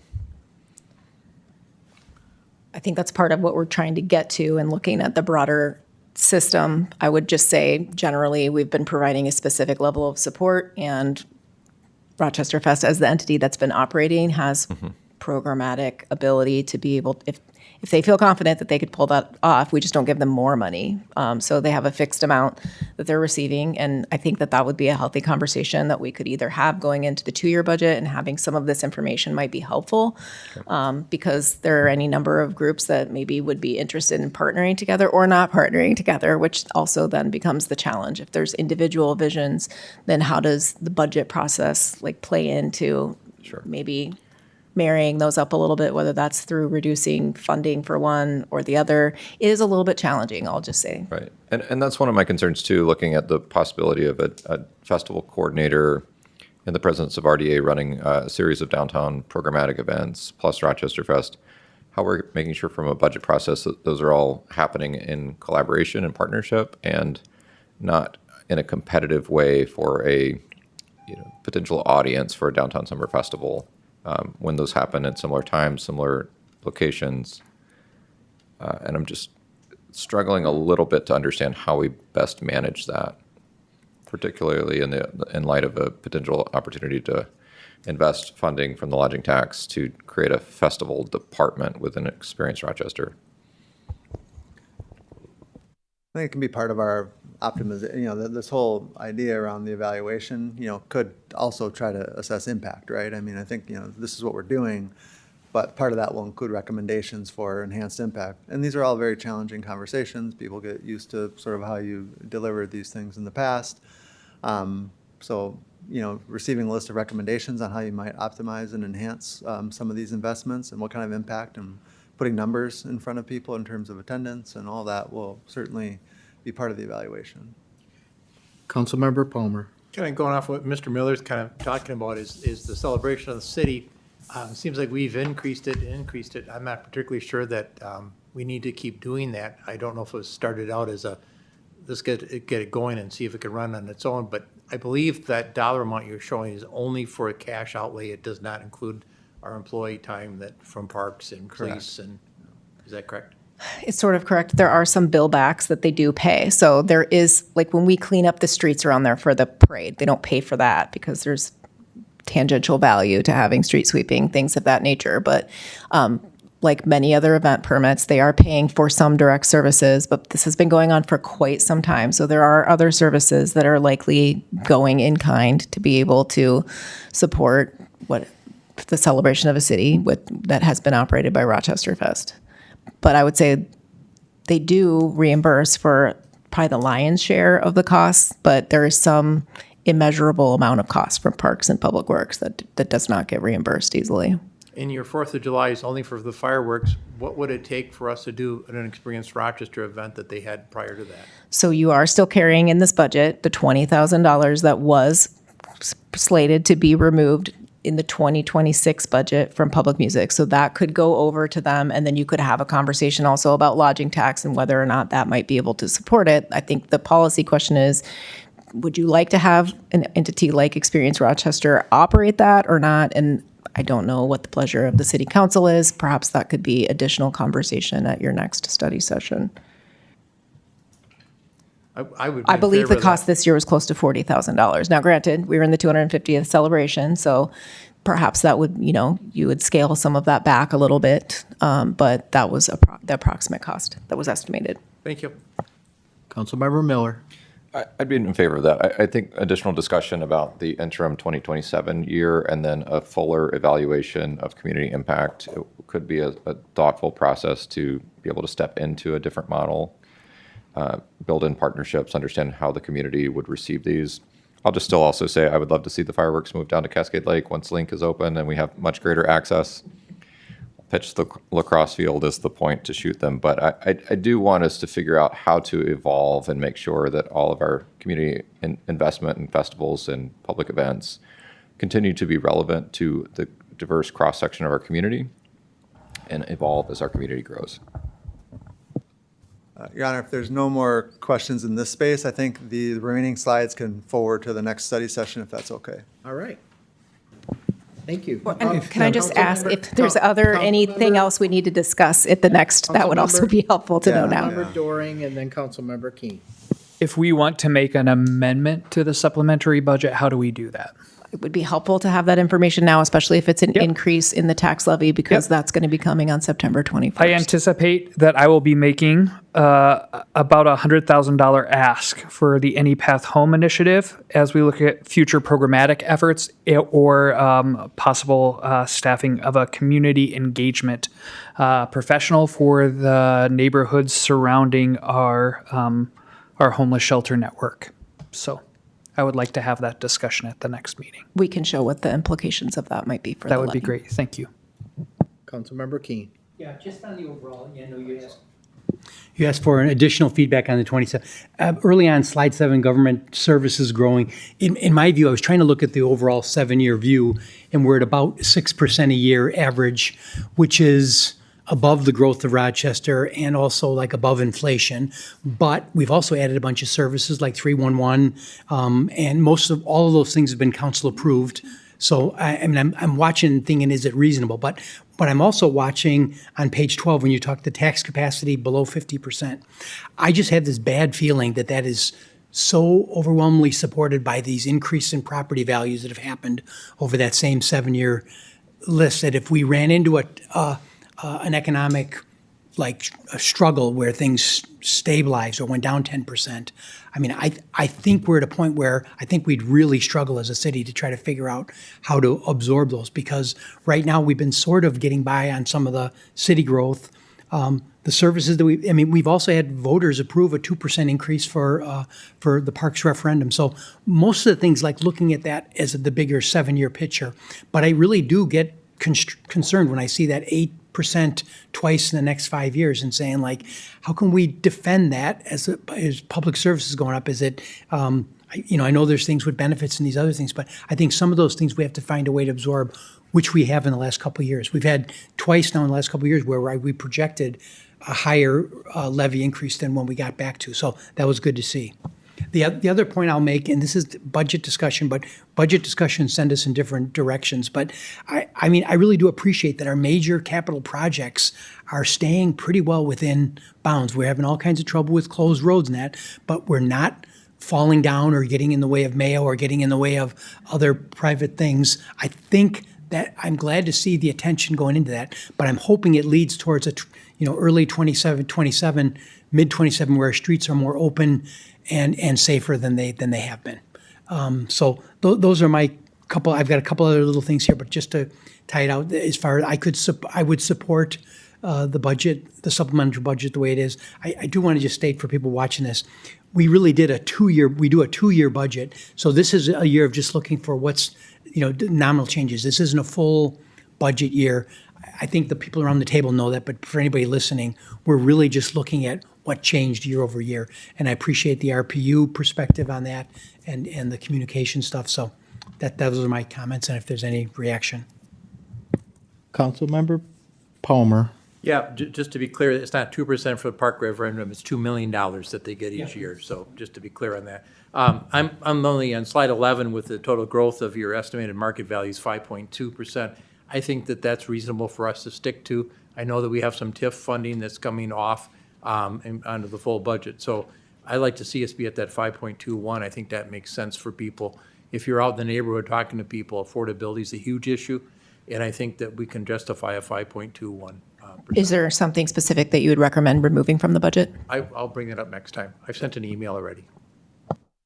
And Administrator Zomes, remind us a point, so what Councilmember Palmer is proposing is a reduction of the current percentage that we're looking at by 3.9%. What is the number, the financial number that I connects? believe that's in the neighborhood of $300,000. So it would be 300,000.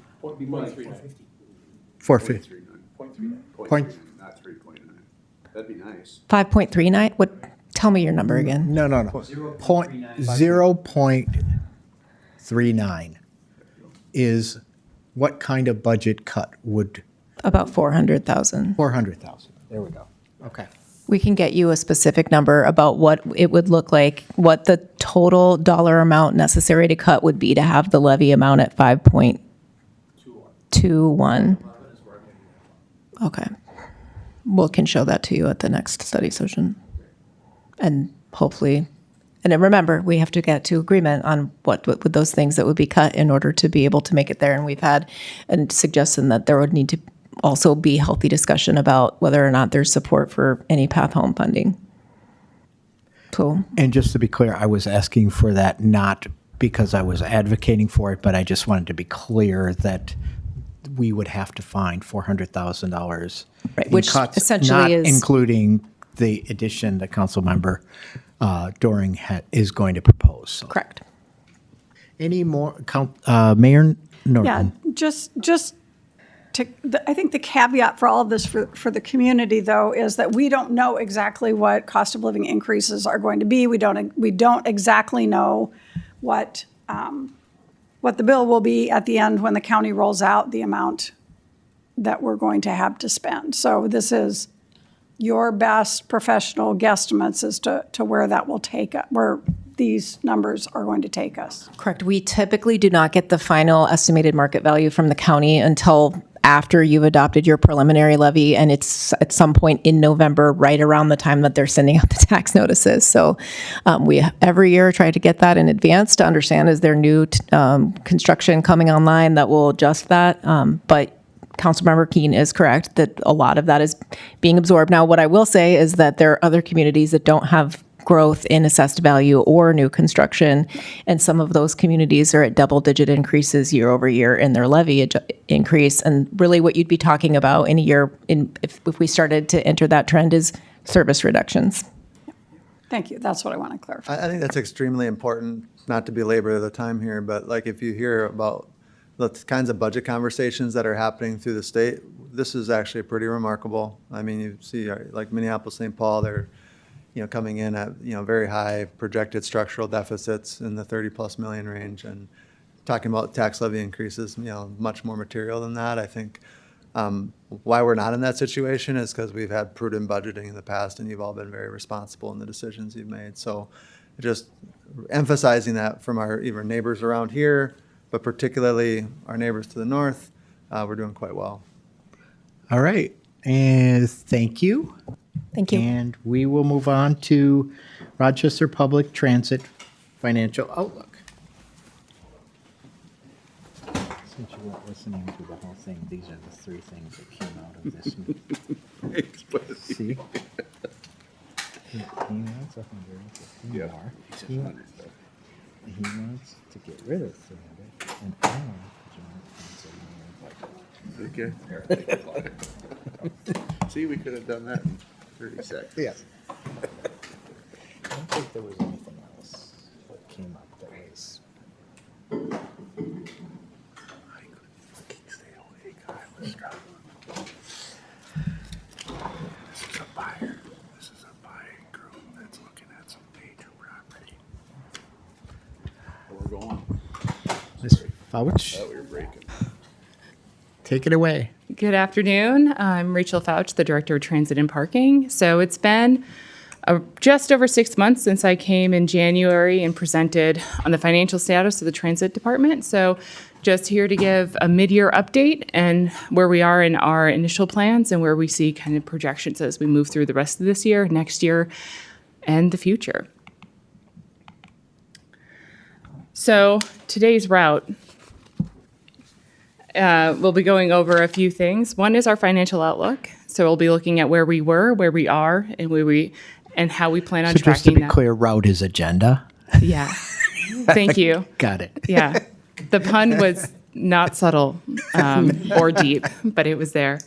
We'll be reviewing our KPIs. We have our partner in VIA here, McCall Houston, will be presenting on kind of VIA's forecasting and plans, and then kind of going over our existing and future community collaborations and timelines on what council should expect over the next 2 years through the transit department. So just to level set and a reminder, this work is ongoing. So this has not been, we came in January and nothing's happened over the last 7 months. We have made many improvements and many changes in the transit department. One was our RFP for operations, and so that award has been given, and they start next Tuesday, September 1st. And then additionally, as presented in January, kind of talked about the biggest cuts that we are able to make are within our CIP projects. And so we're going over some of those reductions that we've made. And then additionally, our advertising RFP, which I briefly talked about previously, but it's an opportunity for us to generate additional revenue for the transit department. As a reminder, our only form of revenue is fare and advertising. We don't collect any local tax dollars, so no tax levy or sales tax dollars are utilized within the transit department. So for our financial outlook, we came back in January and presented this slide to talk about what we had anticipated the impacts to the transit fund would be over the next 3 years. And this is due primarily to the fact that MnDOT's required contribution for local share was shifting from 5% to 15%. Historically, that percentage was 20%. So just to provide that additional context there, so 2024 and 2025, there was a reduction of that local share dollars to a 5% match. And then this year, 2026, 2027, and potentially 2028, that will be 15%, but historically that match has been 20%, and that's what that match is on the capital improvement side consistently. So there was no reduction in that match requirement for the past few years. So as we're looking at these numbers, you'll see those also reflected within the data sets and the KPIs that you see in our projections. We anticipate that match going up to 20% in 2029. So you'll see that being reflected within the graph as well. Oh, I didn't even talk about it. So in January, we presented that we were sitting at about $5.3 million within the transit fund with an anticipated loss in 2025 at just over $500,000. And then a projected loss for 2026 at about $2.4 million. And as you'll see, this is our current projection. So in 2025, we actually were able to put around $300,000 into the transit fund. So our transit fund is sitting at around $5.6 million right now. And for 2026, our anticipated loss is only $0.8 million. And as reflected, that is based on a reduction in CIP projects. So we reduced our office remodel project substantially, although that hasn't come forward to council yet. We did slim back, even with the proposed plans that we're working on right now to bring to council in the future. But additionally, we reduced any fleet enhancements. So we're only in the business of doing replacement fleet right now and not expansion fleet. And that did allow us to have a reduction in this dollar amount.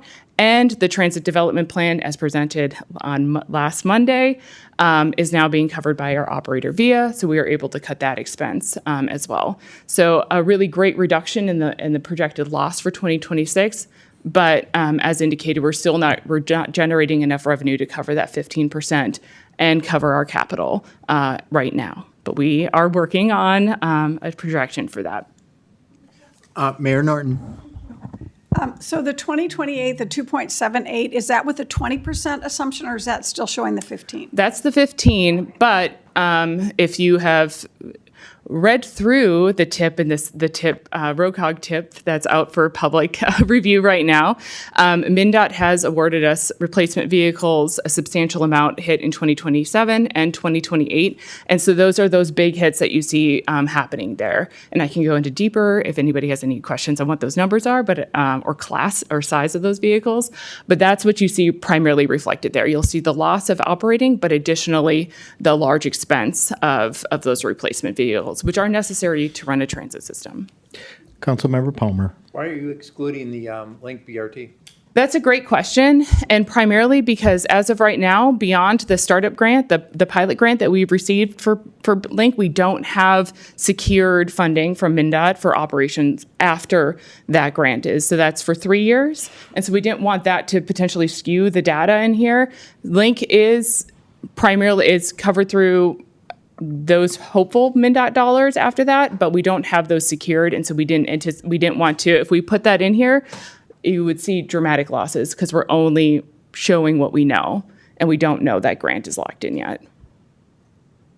Well, there's a council person that likes to say that hope is not a plan, so I would like to see that included. We can provide those updated numbers, but they do skew where we're living right now in this data set, and so we just wanted to ensure we're providing what we know. We do anticipate support from MnDOT. But we don't. That's not a known because we don't receive those operating dollars until the year, until I just brought it up to council last week, until those are approved. Councilmember Miller. And I guess I would just add that a legislative priority of ours, League of Minnesota City, is sustainable transit funding from the state, and so we continue to advocate for those. I serve on the Improving Local Economies Committee. We've had some discussion of that, and I will plan to continue to make sure that hope turns into advocacy, turns into plans. And we have had significant conversations with MnDOT, and they're aware that we are actively working towards wanting to make sure that we have similar consideration for an outstate bus rapid transit system as there are funding sources similar to what the grant is for the next 3 years that are available to all of the BRT system that is not outstate. And I just will take a moment to plug that MnDOT has been incredibly supportive. They did provide a pilot grant to support the 1 month prior to the revenue start date for Link, actually almost 2 months prior to the revenue start date of Link, to cover some of those operations costs that will hit prior to August 19th. So we are really grateful in the partnership, and they have been incredibly collaborative and know that this is an ask. And if it's any indication, this is probably anecdotal data, but Link did receive an entire full-page feature in the Greater Minnesota Transit Plan that MnDOT just adopted. So it is a highlight of the system, and it's a highlight of our city as well. Councilmember Keene. Yeah, I'm going to just follow up on Councilmember Palmer's thing. I understand that there is one transit fund at the end, but I think it would be misleading to try to reflect BRT in here now, especially, I actually struggle when I look out in 28 and 29 because that is a Mayo supported thing, so that there probably shouldn't be, depending on our metrics, we shouldn't be underrunning it. But the fact that we don't have those federal and state commitments yet, it just would make this less valuable for me to try to look through. But again, it's jumping off the page here that you are out of funds in 2028. Yeah. So, I don't know if I'm cutting to the end of it for you, but. Spoiler. So were there any other questions? Councilmember Miller. Just a point of clarification, because you threw out August 19th. That is the planned start date for Link BRT, It's correct? our current planned start date for Link BRT. That's what's our agreement with FTA indicates. If construction delays happen, if something were to happen, this is definitely something that would be effectively communicated to council and the team. Now, the 19th is a Thursday, so it's likely that we won't implement a service change on a Thursday. So we would likely have Link start on a weekend, consistent with how we perform service changes right now in the system. And for clarification, when Link comes online, that will be a service change. So it'll be treated the same way as our other, but obviously much larger and much bigger, but it will be implemented as a service change. So you'll see other changes to the fixed route system at the same time. Thank you. Continue. So how are we measuring all these things? We have kind of isolated 4 main key performance indicators for us to be able to view.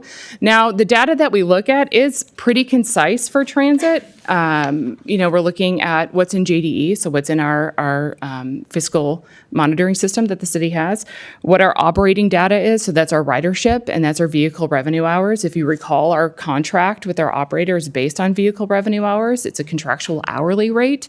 And so those are two metrics that we can easily track. And then it allows us to, like, these specific KPIs allow us to view the source data in really meaningful ways. And so we don't have lots of diverse data, but we do have a lot of data that needs to be analyzed appropriately. And I would be remiss, I did forget this at the beginning. I would like to thank my transit team and our finance team as well has helped put together this data. Although a set of metrics that you see on here, this is months of work and months of collaboration between our two departments. And I just want to give a special shout out to both Lindsay's, Lindsay B and Lindsay H, through both departments because they've dedicated a substantial amount of time to bring this to us today. And data drilling isn't as straightforward as we all think it could be. So we have four proposed or four key metrics that we'll be looking at. As a reminder, this is living data. So this is data that's updated on a monthly basis, and that's with both our fiscal and our ridership data and all of that's coming in. So I'll walk through each one of those and kind of explain what you're seeing on those. I had a lot of questions on how to interpret these visuals.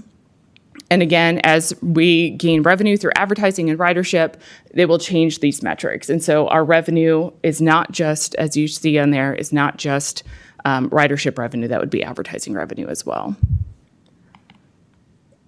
So our first one that we have to look at is our operating revenue and surplus chart. And so you'll see there's an operating, and that's that light blue line.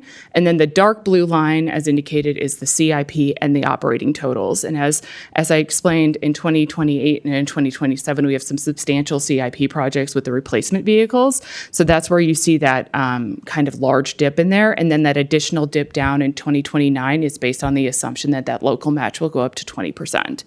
So you can see this trend as we're following. And so this allows us to really take a look at the impacts that we're making revenue exclusive or surplus revenue. So obviously the goal is to not be down. The goal is to be up.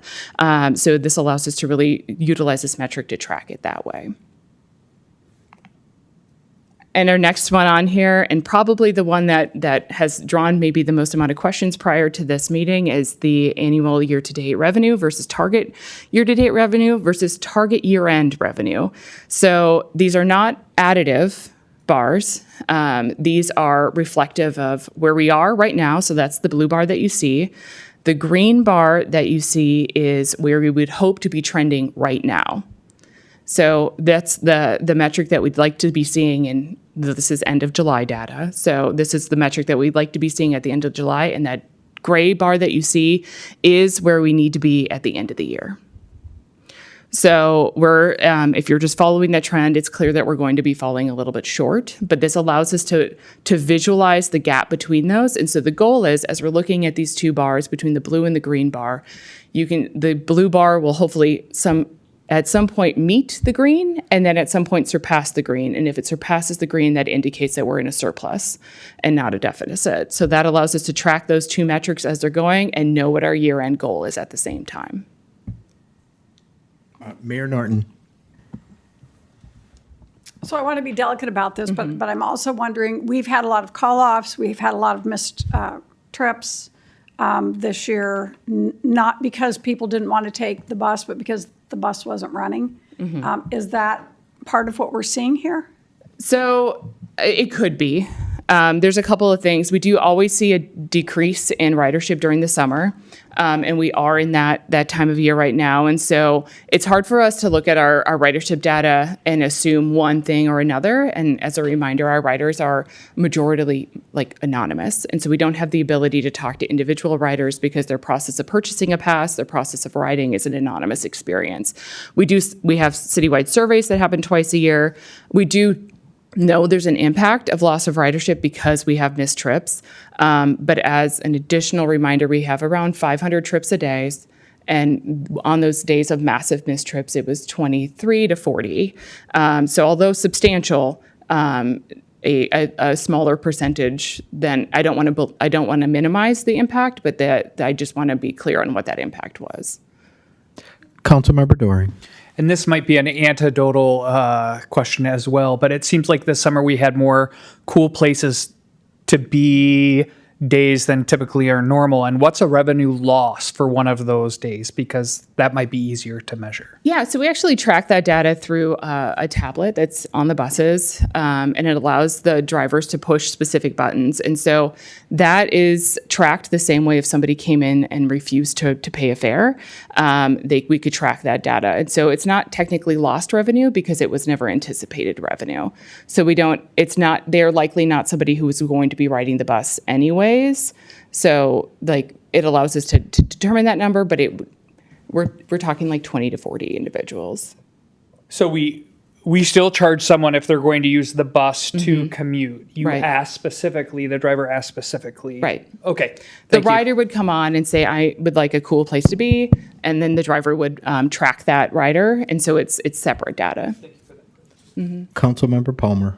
Well, this isn't going to be new, but the dependability is the number one issue for me, and you're not meeting that expectation. And with the largest employer in the town giving away free bus passes, it's hard for me, and you get the revenue, I understand that, but it's hard for me to believe that we're going to have an increase in ridership when the largest employer opens up 4 major ramps. So I don't see much hope for what you're trying to do other than getting dependability down to be number one issue. And when you say that we only missed 10 or 20 trips, it doesn't matter, but if I'm one of the 10 or 20 trips that are missed, I don't get to work, I don't get home. So now you become undependable, and I preached this many different times in meetings that we've had with you here. So I'm disappointed greatly with the lack of dependability. I understand you're new, I understand we have a new operator coming, but it almost seems like we're rearranging the seats on the Titanic, and your numbers aren't saying I'm wrong.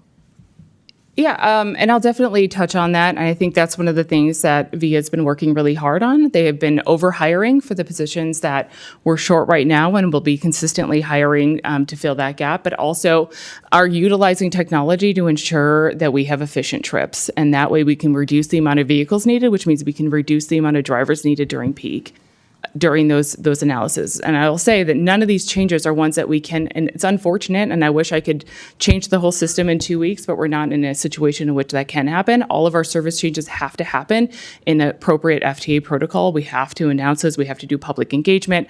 All of those take around 3 months to research and implement. And so even shifting the routes to better fit the needs of our driver capacity isn't something that we can do in a quick, removal of a Band-Aid situation, but there are specific plans that have been implemented to get us to where we're going. And we are still trending in upward ridership regardless of the situations over the past year. Councilmember Miller. I don't want any detail on this in detail, but are we seeing from our partners at Mayo Clinic that their transit ridership is growing or falling? I don't know what their in terms of our shuttle system. ridership. No, and their shuttle use. Are they adding shuttles or removing shuttles? So with the oncoming of Link, there will be a reduction of shuttles as we service some of the spaces with Link that were historically serviced by shuttle service. And I think that the addition on there is I am so proud to say the collaboration and the level of partnership that we've had with Mayo over the past 6 months. It's definitely indicated that they are in support of RPT and they want to steer more individuals to utilizing RPT, but they understand that we're under the same constraints and we understand theirs. We need to have a reliable service, and we're working towards that, and definitely hopeful for the future, but I'm very excited about the partnership that we have, and I'll go over some of those as we come up in a few slides. But to Councilmember Palmer's question, when they open 4 new ramps, do they plan to reduce their shuttle operations because now people are just driving themselves? And that's a question, unfortunately, I can't answer because I'm not within Mayo's operations. Continue. So this metric indicates our ridership target. And so the blue bar is where we're at. The green bar is where we think we're going to be tracking based on our current trends for the year. So, and then that 1.1, almost 1.2 million is our target ridership to reach the revenue. Now, that green number and that gray number are they'll move and they'll adjust as our cost per ride adjusts over the course of the year. So those aren't static numbers either. They're taking into account revenues that's being brought in. So as our cost per ride, so it's easy to think that each rider pays $2, but that's not true. That's only if they're buying a single fare at full rate. If they're buying a monthly pass or a ride pass, that's a reduced number. Or another example is our student riders ride for a reduced rate, and so and veterans ride for free, and so all of that has an impact to that total ridership dollar amount. And this is, as I've affectionately been calling it, kind of our doomsday clock. But if we were to make no modifications to the system, but we are, and we have been making modifications to the system. If you recall, on the slide that I presented in January, we would have been out of money in about 2.5, 3 years. And so now our projection is about just over 4 years until we anticipate, if no shifts in ridership, if we're trending the way that we're trending, if that line graph that we indicated for the KPI stays in that downward trajectory, this would be where it would be trending. But we don't anticipate that, and we've already seen moves in the contrary. Councilmember Miller. Yeah, just a question. Since this dashboard is largely a snapshot, as you've mentioned, are you tracking those measures over time, and how might we understand improvements? I think it's great, and I know that we've seen drastic improvements for this presentation, but again, we're just looking at this snapshot and only comparing time periods for a couple of the measures. So for anybody that looks at this and says this is really bad, right? If there's a photo taken, published online somewhere, and somebody sees, well, 4 years we're out of money, that's a better state than we were in. And I just wonder how we're telling that story to the public as well, that you and your team are doing great work to improve our position. And I think one of the ways is just providing a constant update on these metrics. These are actually all Power BI, and so it's live dynamic data. And if anybody would like access to that on our council, we can definitely provide that without admin rights. But additionally, we will be providing this monthly to council in our monthly updates in replacement to the transit report that you have been receiving. I think this provides a better snapshot of what's going on and where we are, and you can track that on a monthly basis. I just want to say, I love this dashboard. You guys did an amazing job. I mean, yes, it is a snapshot in time, but to really have this level of transparency and where we are headed, and it really helps us with our decision making. And so I really encourage all of our departments to really look at this dashboard. And I know I haven't even seen all of it yet, but it really is what I'm looking at when it comes to really getting a real clear, crisp overview of the dynamics in that department. So thank you. Right. Well, thank the Lindsays. They worked really hard on it, and I Great, appreciate Lindsays. their work. Lindsay's back there. So as we kind of wrap up these metrics, what are the things that we want to ensure? And I think these are some of the topics that we've touched on. But again, increasing of rider confidence. We want to ensure that they know that vehicle's coming. They know that bus is coming to pick them up. They know that paratransit vehicle is coming to pick them up, and they can depend on it. And they know they're going to get to where they need to go when they need to be there. Reliability fits within that as well. And obviously, none of this is going without saying that we have our transit development plan coming up, but that doesn't mean we're not doing any analysis of our systems before then. We've already sent our December service change to VIA to review for optimization and efficiency. And so those conversations have already started, and that data has already been shared, and it's not even September 1st yet. And then additionally, having service changes that are thoughtful and provide the service that's most effective for our system. And we can do that with our partner in VIA. So at this time, I'll hand the clicker over to McCall Houston to introduce herself and to provide an update on what VIA is planning for the next few years. Welcome. Thank you. Just wanted to start by saying thank you for having me. I am super excited to be here, and I think VIA as an entire company is really excited for this partnership over the long term. I'm going to dive into a little bit of kind of how we look at things over the long term and how we think about planning.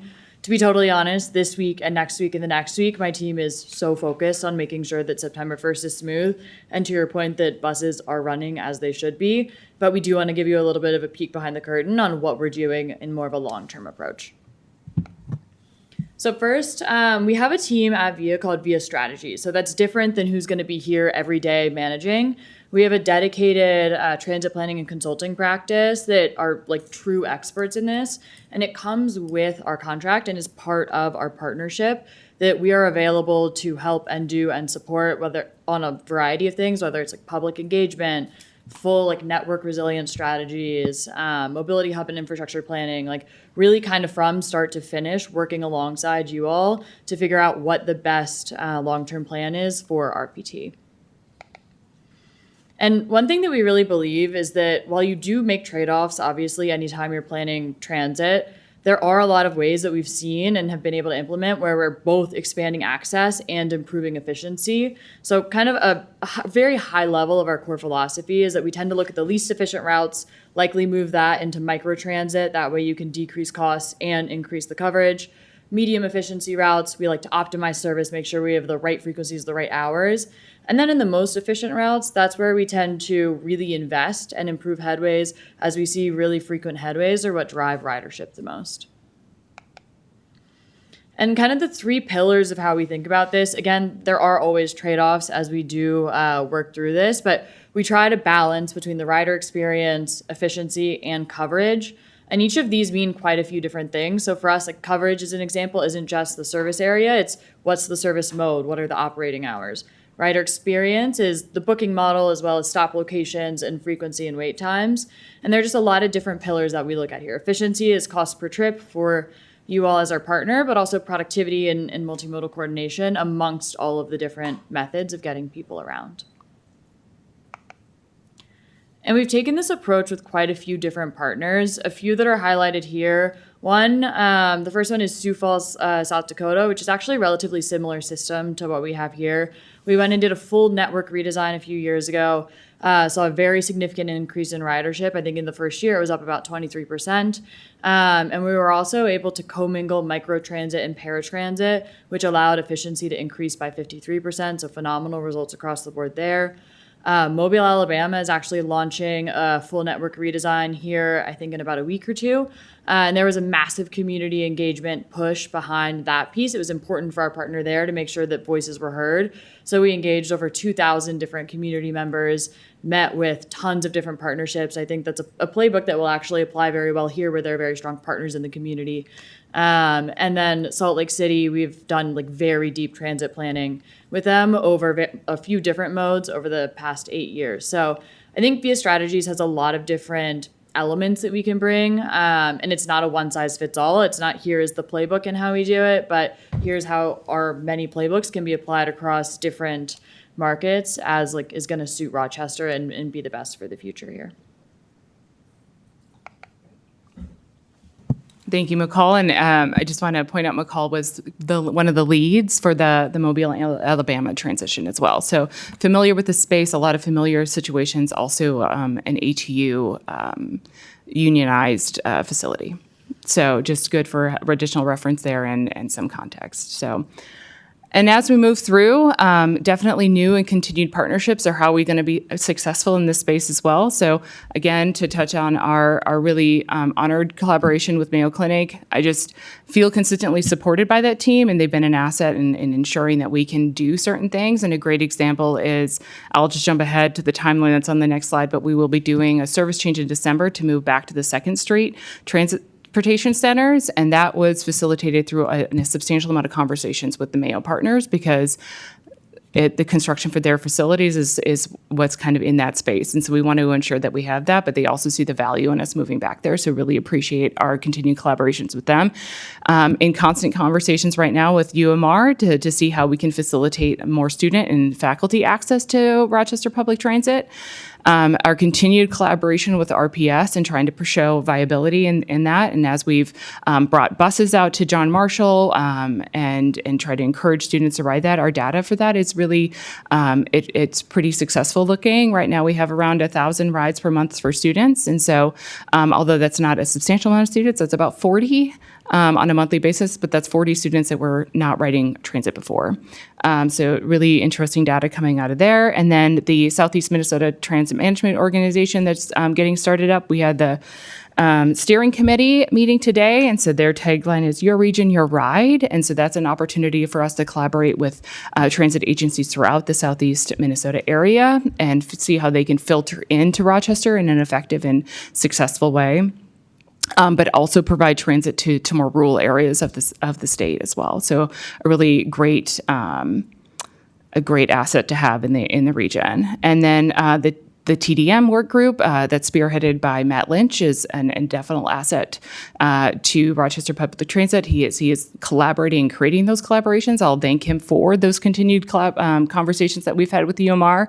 And then as Amanda gets on deck, but really excited about the work that she's doing and how transit can incorporate itself into her economic mobility plan. But I also forgot to put a DMC on here.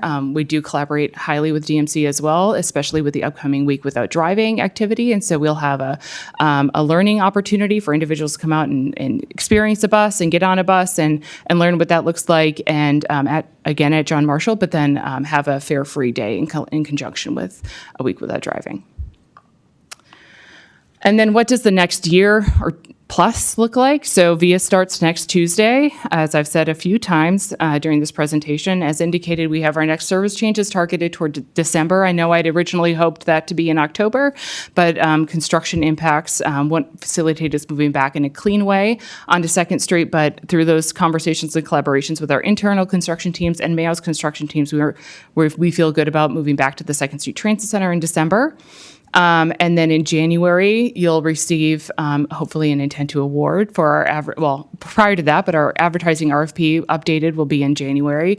So that's a substantial increase to what we currently have. I think right now we have about 15 wrapped buses. We're hoping to increase that to 51, which is our entire diesel fleet.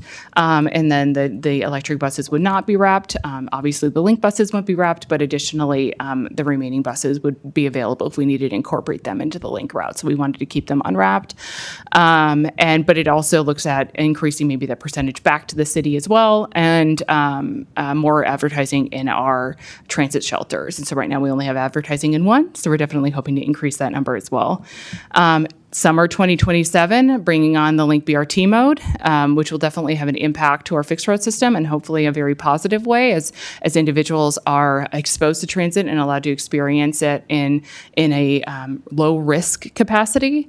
And then we'll also in 2027 start the TDP as indicated. There's a lot of things happening and we're still doing ongoing analysis, but we want to ensure that we incorporate data from Link into the TDP as well. And then in 2028, we would implement that transit development plan. And as a reminder, that's a 5-year outlook. But with VIA and VIA Strategies as a partner, there would be, again, continuing ongoing analysis if that's the best fit for the city as well. And now, any discussions or feedback? Very thorough. Councilmember Wall. Thank you. I enjoyed the presentation. I appreciate that we do, did you say 2 citywide surveys each year? And I would guess most of those surveys would go to non-riders, and some of that data could be helpful. Is there a way to get beyond the anonymity of the current ridership so that we get user data as to how we can make the transit system even more desirable for ridership? Yeah, that's a great question. So our transit survey goes out with our service changes through Polco, so it gets blasted to the entire Polco listserv. We typically have pretty good turnout on those, like 500 plus survey responses, some transit riders, some not transit riders. And within those surveys, we're always asking, are you a transit rider? And if they are, it leads to a series of questions. What route do you take? What hinders you in that space? So we are tracking all of that data. What's interesting is historically, the last 2 surveys that I've been a part of prior to the one that we just did a few weeks ago, it was that Central Park was a hindrance that we saw in there. It was harder for them to access where they needed to go because of Central Park. But now that summer has started, it's delays, it's construction delays that seem to be the number one concern on people's plate. But I will add, like, we do 2 surveys a year, but we also encourage individuals to reach out directly to rpt@rochestermn.gov. That comes directly to me and some of my team, and we keep that data and utilize it for upcoming service changes. So if there's an opportunity to provide input, you don't have to wait for a survey either. Maybe another way of asking that, is there a requirement for anonymity based on the federal funding or other resources that hinders us from doing that? There is not. But I think as there's more adoption and more utilization of our current app and future apps, we could reduce some of that as well. Currently with the transit app, we have looked at the possibility of pushing out survey questions through that. However, it was very cost prohibitive to add that as a feature. If you're curious of what that cost was, I think it was around $30,000 a year to add survey as an option within the transit app. So we chose to maintain with Polko. Continue. And one more question. Did the change from a loop system to out and back, did that change ridership much? We did at the jump with the implementation of change, did see a reduction in ridership, and that's not unexpected. Change is scary and overwhelming and can be a little bit hard to adapt to. And so we did see a slight reduction, but we have seen that kind of recover and come up. And as a reminder, the spring service changes were in line with summer, which has a reduction of service too. So a little bit hard to track if some of that reduction was just because the weather was nicer too. But we did notice a slight reduction. We are grateful for the riders that decided to reach out and ask for kind of how to move through that system. And I think it was a good opportunity for my team and myself to learn and lean a little bit more into change management as we move through that. We definitely saw it as a positive, but for individuals that have been riding as a loop, it felt overwhelming. Councilmember Keen, did you have a question? Yes. So first off, I really do appreciate your team coming in with KPIs, but also understanding that this is a way to look at it, and there's different connections to it. But it is almost like looking at the scoreboard than looking at the game. And within the game, it still strikes me as our biggest problems we're still trying to get over is the collapse of ridership during COVID. It has not come back, whether that's systemic or something we just have to figure out. This idea that we got funding help during COVID, and now we're coming out of it, and that's clearly the main problem when you look at this. I still can't get over the fact that our director calls it a doomsday clock, but we got to get past that. I'll try. But are we looking at more the system as are there any other systemic problems? I mean, I've always heard that the Rochester population with a 55-mile spread just can't do public transit in an efficient way. And that's why our system is sort of supported by the park and rides and the other things is like catch and catch can, but they're not paying for themselves. Are we looking at it that way, or because I'm still looking at this whole BRT as a major, major change, and I'm just wondering if the whole route system we have right now with hub and spoke and everything coming to downtown has got to change, or is there, I don't want to try to do a strategy thing here, but are those the kind of things we're thinking of? Because I don't want to just look at the scoreboard. I want to kind of make sure we're understanding the game. Yeah, and the answer to all of this question is yes. It's one of the reasons why we saw a lot of value in having VIA come on as a partner. But I think there's additional opportunities, and we're looking at, and I did leave this off of, and I apologize, off of the timeline, but the new North Broadway Park and Ride location will provide an opportunity for us to diversify the transit hub. And if you don't need to go all the way to downtown, you don't have to anymore. And so we're going to be looking at that and implementing some effective change in what our service area can do and what those transit hub areas look like as well. But we are looking at it very holistically, looking at other partners, looking at what other systems are doing. But VIA is doing some incredible things with data, and I think we kind of glossed over it, but I think it's important to mention some of the ridership issues that we've had with paratransit service as well. And VIA has been able to analyze our current vehicle capacity and our current driver capacity and determine that in a lot of situations we wouldn't need to call overflow rides. We just aren't booking in an efficient manner.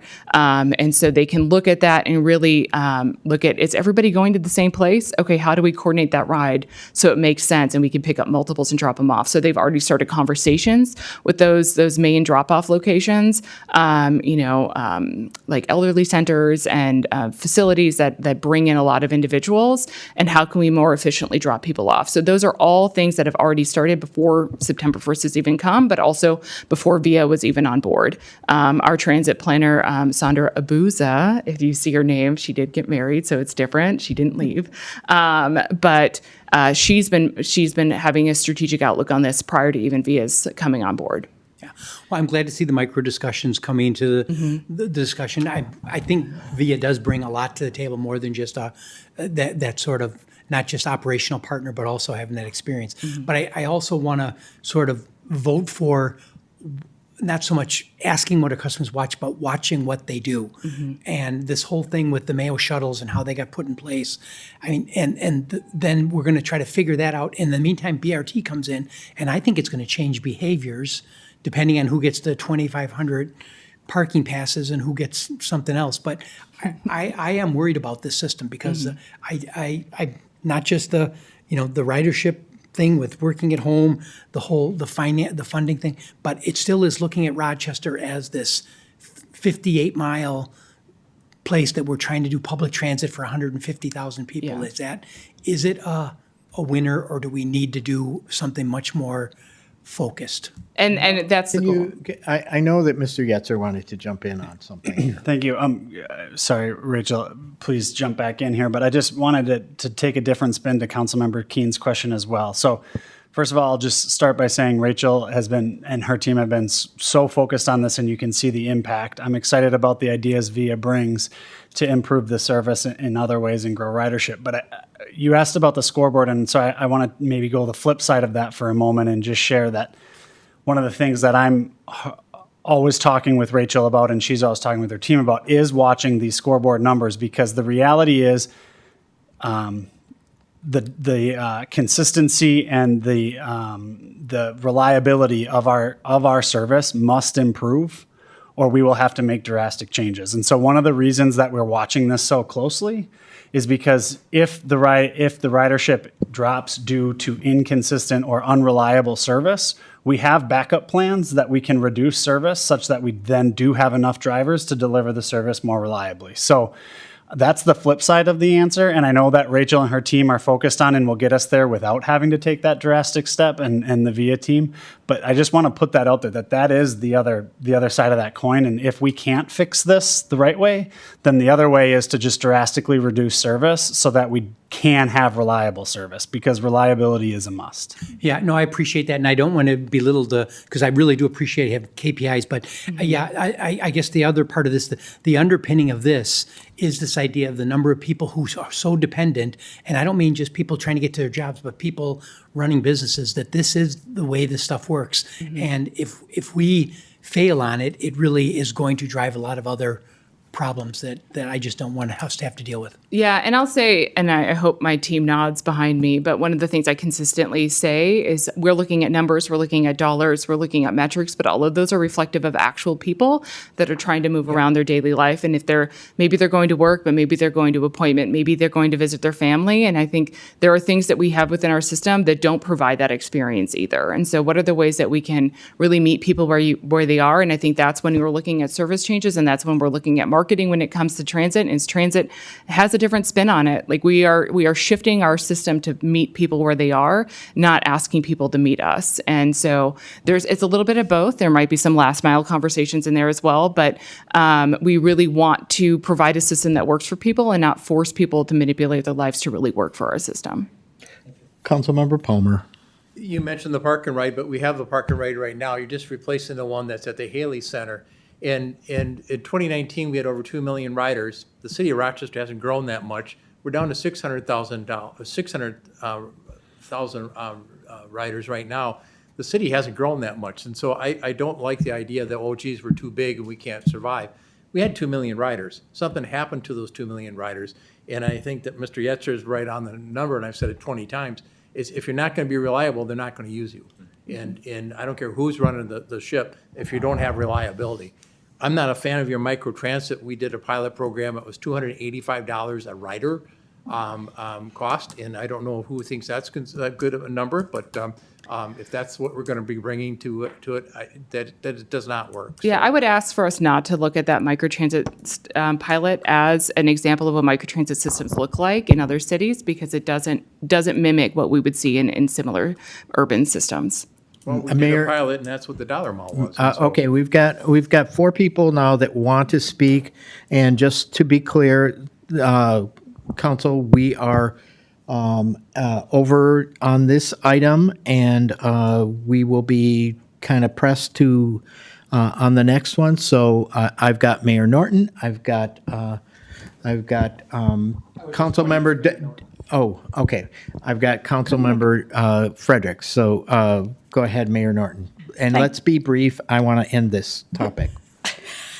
It's an interesting topic, and I appreciate it. I had a question, maybe more for thank you. The point has been made that we've seen a decrease in ridership, and that is true. And we know that the pandemic was part of that. I don't know if it was all of it. I'm wondering, since you do services in other cities, is what we're experiencing unusual, or is what we're experiencing happening across the country? I think there were hits across the country. I think the numbers that we're seeing here are a little bit more drastic than in other locations. My guess is part of it here is the reliability piece. I think we do see major hits with reliability, so that's obviously like our number one priority to fix. And then some of the integrations with the Mayo system is my understanding. And those have probably had a good chunk of the impact as well. So I think similar, but maybe more exaggerated. And I'll say that the timeline is a little misleading when it came to COVID impacts to our system, because it was also when our IBM parking ride came offline. And I think that would be a miss for me to not mention that now. That did reduce a lot of our ridership within the system. Councilmember Fredericks. Yeah, do you have the updated per rider cost per ride at this point? I heard it a few months ago what it was, but what are we sitting at now? Yeah, Right. I can pull it up. It's $1. Of course, I closed my computer, and then you asked. I can pull that data up.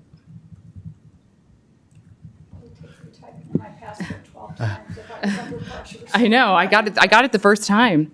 Well, while you are pulling that up, and Councilmember Miller, if you can make it brief, we will let you ask your question while she's pulling up the number. A request then for VIA, because you operate in the Sioux Falls market. I was just looking at the numbers. There are nearly 200,000 people over 81 square miles, a very similar population density to us. You've done drastic route redesign, microtransit integration. Are there materials that you could share with the council about kind of what you did in that market and what impacts you've seen? Because I suspect that that's just going to be something that's quite unfamiliar and would be a helpful resource in how we understand how your involvement might change the prospect for our system. Yeah, absolutely. I think at a high level, it was like decrease the routes that were inefficient, add micro, and increase frequencies on more efficient routes. But we have tons of materials that we'd be happy to provide. Got a number for us? It's $1.40. All right. $1.40 per ride. And I think it's important to have that clarification too. A rider is not a ride. And when we present numbers and we present data, that's based on rides. And so that could be one person riding multiple times. I should have been more clear. My question is, what's it costing us per ride? Oh. I can also give you that number. Thanks, Lindsay. $1.64. There you go. Okay. Well, thank you both very much. Welcome again. Good luck next week with the rollout, and we will take a 6-minute break.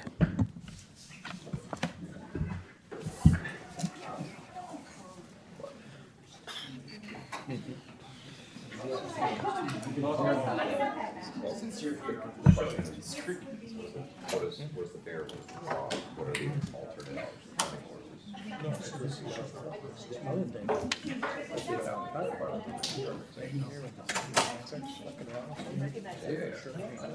Episode 20, I'm sneaking up on you.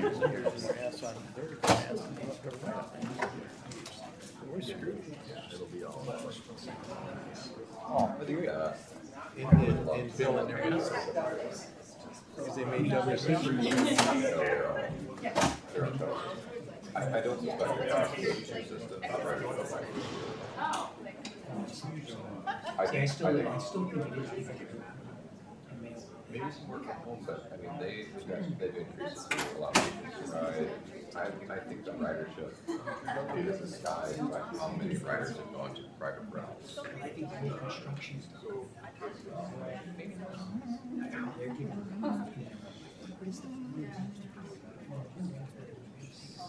Same areas, building a new ramp for expansion, the BRT ramp, the north rivals, and south.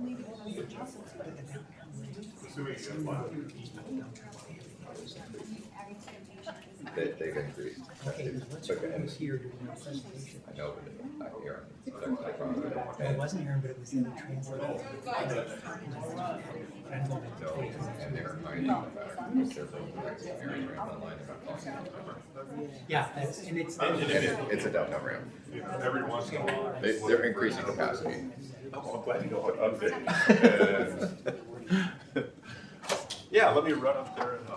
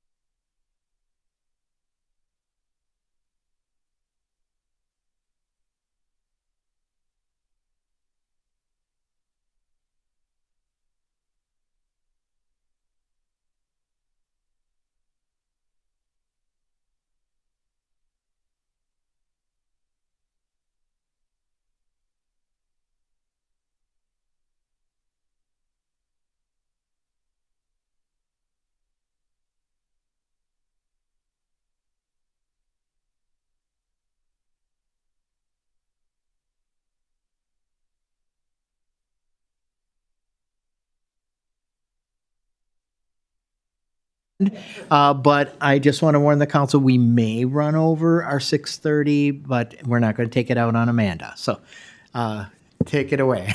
I will do my best to get us out of here by 6:30. So wonderful. Yeah, Council President, Council, Mayor, thank you so much for your attention this evening. I know it's been a long evening, but I met some of you during my start in the city, but my name's Amanda Leitner. I'm the Economic Mobility Program Specialist. And this is a brand new role that started in February. So tonight we're going to give you a 6-month update or progress update on economic mobility work to support inclusive growth, sharing key findings and lessons learned as we're identifying emerging areas of focus as this work moves from discovery into action phases. So we'll bring this slide back up at the end, but tonight we'll be seeking your feedback on the emerging direction of this work to inform its continued development, especially as we're moving into more in-depth stakeholder engagement and community co-design process. So I wanted to start tonight by providing this shared definition of economic mobility to ground this conversation. So when we're talking about economic mobility, we're just saying it's the ability of someone to improve their well-being over time, going from where they are now to a greater state of financial security and opportunity. So that can be at an individual level or intergenerational. I also really like this framework provided by the National League of Cities, where you can see a transition through stages of economic stability, security, and well-being. That's not always a linear process, but it helps you see what's involved in those stages. And also shows that this is a very individualized process that involves multiple systems coming together to influence these outcomes. So why are we talking about economic mobility now? Every week you come in and talk about growth that's going on in the Rochester community. However, this growth doesn't equal the same opportunity access for all residents.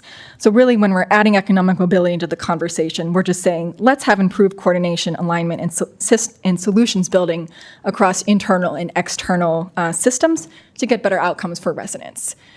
I want to note, too, when we're talking about economic mobility tonight, we are not saying that the city is leading and owning all of these processes.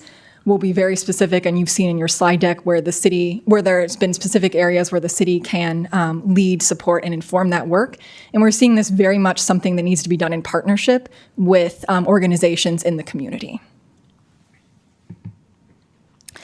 So you talked about economic mobility as a part of economic development a few weeks ago, so I'm not going to take too much time here, but economic development is looking at growing the economy. Economic mobility is saying who can actually participate in that growth and what are their barriers to accessing it. So when we consider economic mobility, that's a more inclusive look at economic development and economic opportunity access. In addition, the City of Rochester received this grant from ICMA last fall to kind of stand up this work, identify mobility areas, align stakeholders, and develop pilot work. So we're part of a national network of communities that gets to work on this kind of together, which has been really helpful. But after this grant is done, really what we want to do here is lay the groundwork to align systems, connect work to support and sustain inclusive economic opportunity and economic development as we move through this grant and beyond into sustainability. So I mentioned in the beginning that this position is new, but economic mobility work has already been happening both outside of the city, inside the city and outside through external partners, how we've been thinking about land use, transportation, economic development, and housing. Those systems are all coming together to influence economic mobility outcomes for folks in our community. So this isn't about doing new work. It's saying, let's be intentional about how this work spans different departments in the city, different work with partners, how residents are experiencing the interaction of those systems, and where really small changes, layering on that economic mobility lens, could have different outcomes for folks. So this is an overview of the work that's been done to date since I got started in February through to the end of this year. So we've taken a very intentional, data-driven approach really to understand systems and constraints, do extensive engagement with stakeholders and understand and uncover data. And really the intent with all of this is to be very mindful about where the city can have the most meaningful impact in collaboration with the work that's already taking place to be additive. So the first two stages of this work really looked at deepening our understanding of economic mobility challenges within the community through a variety of ways. I won't go through all of these here, but a lot of external stakeholder engagement, workshops, data discovery. And through this work, we uncovered over 30 areas specifically impacting economic mobility in Rochester, and then worked with stakeholders and key leadership to prioritize these down to 4 mobility areas where the city has the unique opportunity to add value, and working towards narrowing that down to one specific focus area for work under this ICMA grant. So this is showing the outcomes of that narrowing work through engagement with stakeholders and city team members to elevate the 4 economic mobility areas from those original 30 that were identified as most impactful to residents' opportunity access, and specifically where the city had some action lever to lead, support, or influence the work, which is shown here through these different colors. So I'm not going to go through this with you tonight. You're all very aware of work that's being done in connected and reliable transit, affordable housing supply where the city supports, and these 2 other economic mobility areas that were elevated are areas more where the city would influence through bringing stakeholders together through policy, data-driven approach, and systems level alignment. So even with narrowing into those 4 areas, that's still quite a lot of work to be done. So what we're doing right now in this next stage is more in-depth and targeted stakeholder and partner engagement, working with local experts and diving deeper into data sets to get to a much more detailed and prioritized singular economic mobility focus area for work under the ICMA grant. So we use this decision matrix and conversations with stakeholders and leadership to start that narrowing process for the ICMA grant across those 4 general economic mobility themes. Specifically, we were looking at the level of current momentum, leadership, both inside and outside of the city in these different spaces, as well as the impact of grant resources to move the needle in these areas. Through this analysis, conversations with stakeholders and leadership, career readiness and workforce systems alignment was chosen for further exploration for pilot work under this grant. Completely recognizing that all 4 of these areas are highly interconnected and important to economic opportunity access, and work will continue with the goal of increased connection, alignment, and focused collaborations to move towards that more sustainable and long-term economic opportunity access. Before you go off of that slide, and I really appreciated this look at this. So with the current momentum for career readiness at moderate and level of leadership, is that what you're looking at? Is focusing on bringing more momentum, and what does that look like? And having the city take a higher level of leadership? Yeah, that would be correct. From our conversations, there wasn't really a lot of city bandwidth dedicated toward career readiness and workforce system alignment, both with work being done in the city and alignment with external partners on work already being done. So we weren't playing a huge role in that to date.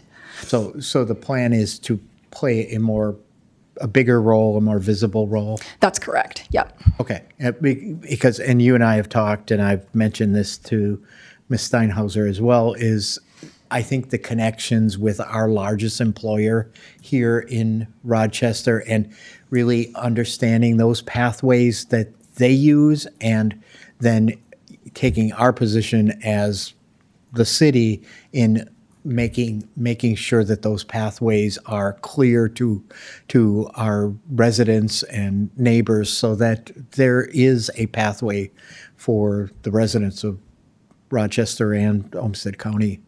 Yeah, no, absolutely. And we'll dive into those deeper conversations as this work moves forward. Yeah, absolutely. Thank you.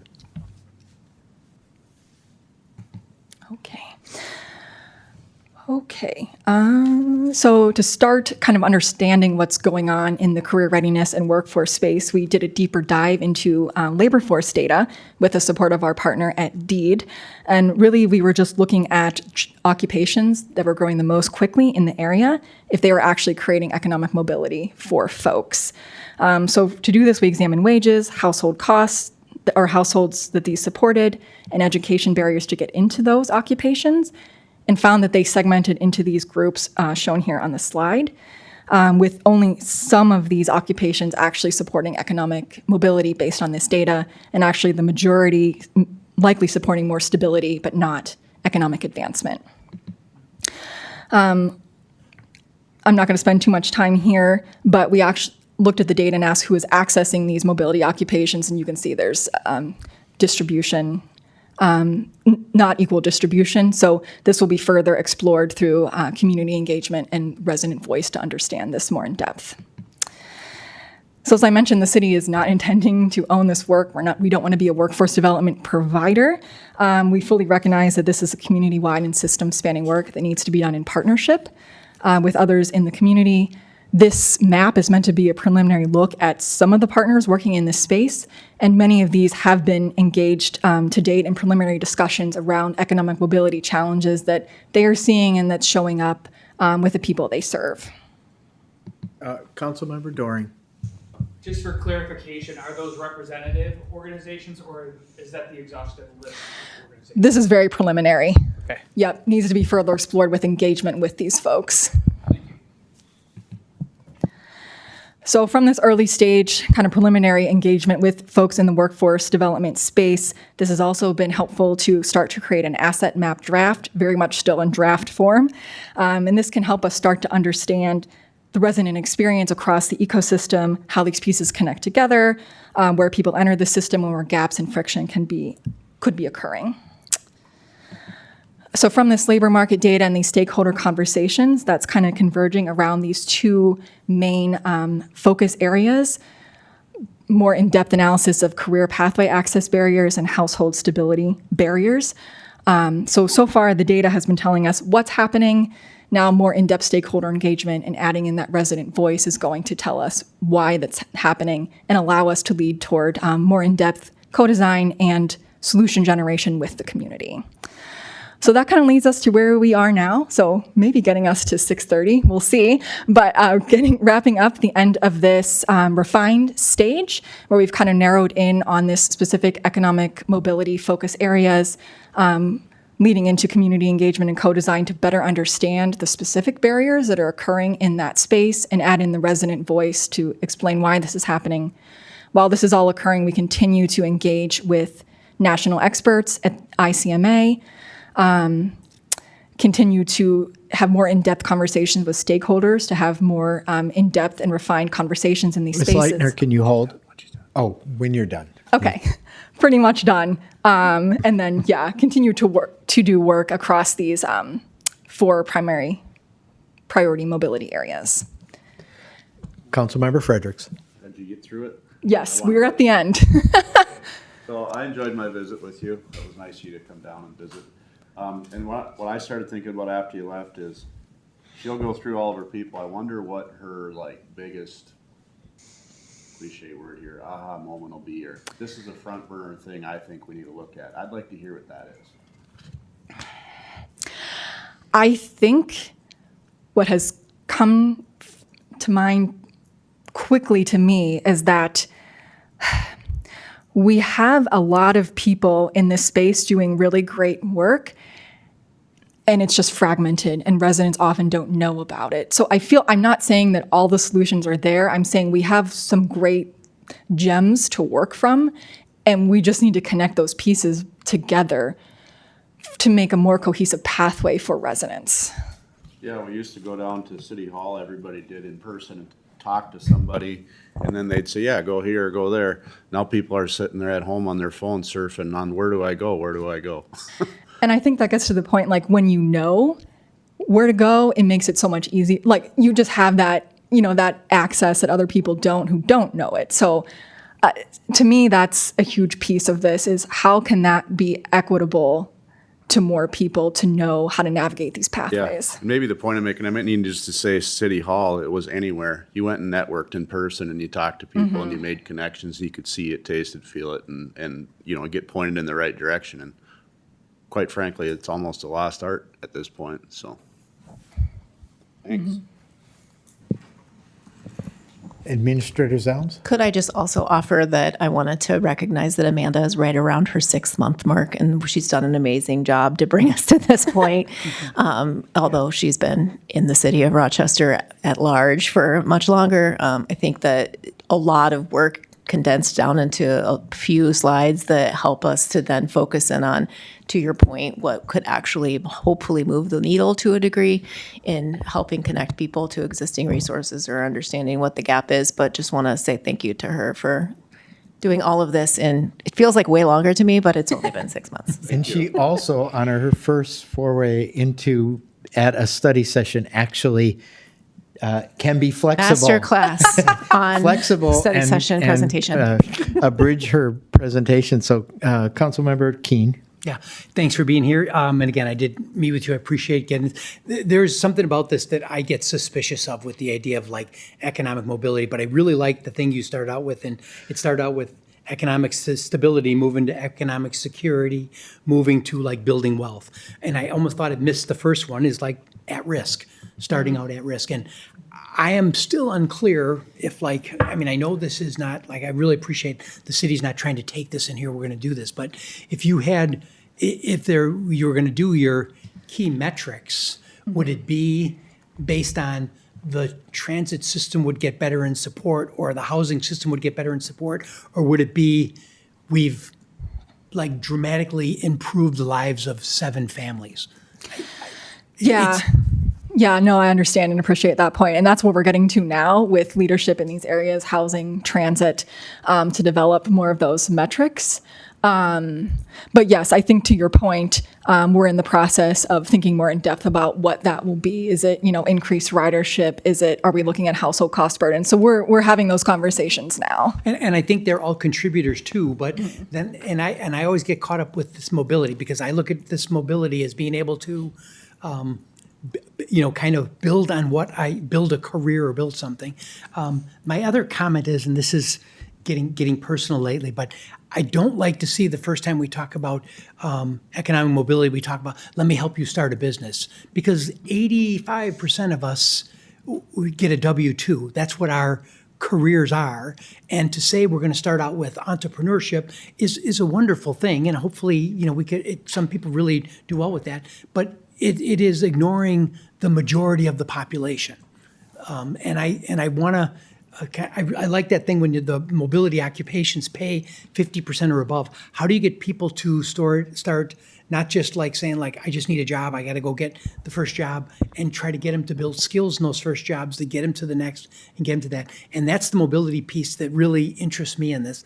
It is daunting though to think about how to go about it. So that's my input. I couldn't agree with Councilmember Keene more, and that's why I focused on our largest employer, because I think, there are those that want stability, but a lot of our employers provide wages, increases, benefits. Part of those benefits are professional development and education and others that can then lead them to that economic mobility. So what I was very excited about hearing from you is your answer to Councilmember Frederick's question, which is, the connections need to be there. And if we can be a conduit for helping make those connections between those agencies that work in this area, workforce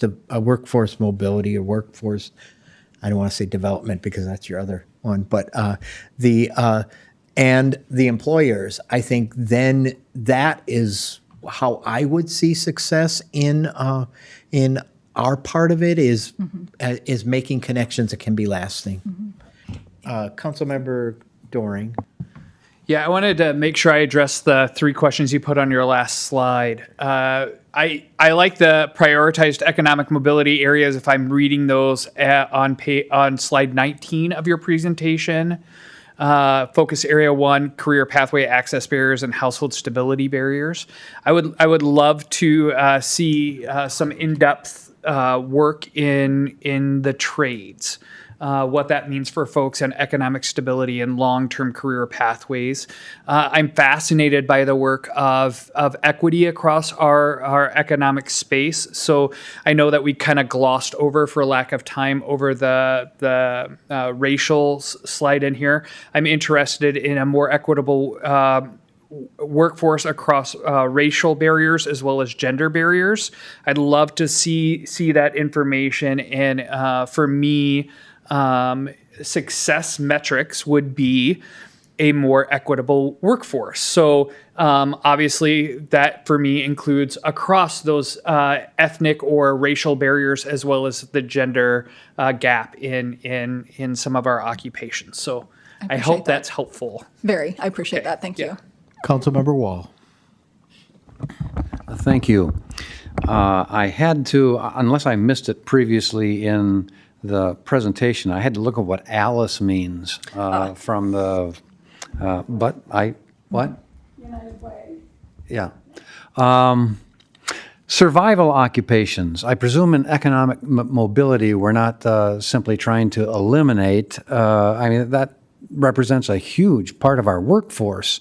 We will always need servers, food prep. How does that work into the economic mobility ladder? Yeah, no, I fully recognize that point. And I think this is just meant to say that based on the data, if this was the only income coming into a household, it would not really be able to support even a single adult. So I think it's the understanding that what that means, and that overall, that would have to be supplemented in some other way.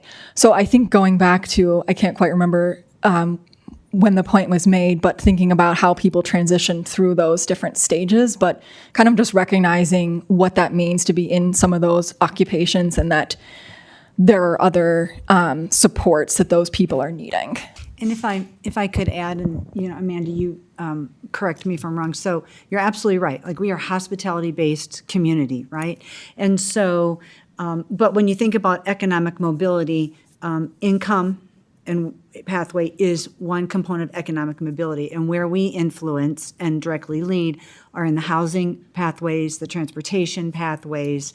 And so, again, thinking about what's the work that we do, that if someone's not going to get out of that survival occupation, how might we provide support for that household, thinking about those other pathways?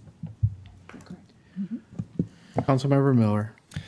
Yeah, just going through the questions or feedback. Yes, these resonate. Don't necessarily have anything to add from the current framework. I would love to know, especially looking at slide 20 and even beyond December 2026, at what point the council should expect check-ins or updates in this process. I mean, often when we do development processes, we'll have stars of this is when we should expect to hear back next, and here would be the scope of that, so helping us understand how we're involved moving forward. And then I think part of success would look like having built out metrics, much like we had in the transit space, so we understand what we're measuring and so that we can track that over time. I think the scorecard of our public transit system was a good part of what measuring success in one of these areas would look like, or part of it. And I would just wonder how we're adding these tangible ways that, equitable workforce is based on a specific set of measures, and helping us understand how we're measuring progress, because otherwise it can feel quite vague and intangible to understand whether we're making progress or not, and for whom. Yeah, no, and I completely appreciate that. And that's part of what we're working on now, as we narrow in that focus, how we can get more, what's the right word to put this, stepping stones of kind of those metrics, because economic mobility, right, is generational. It's maybe 5-10 years. So that's what we're working on right now, as we narrow in that focus to identify more specific metrics that could be used.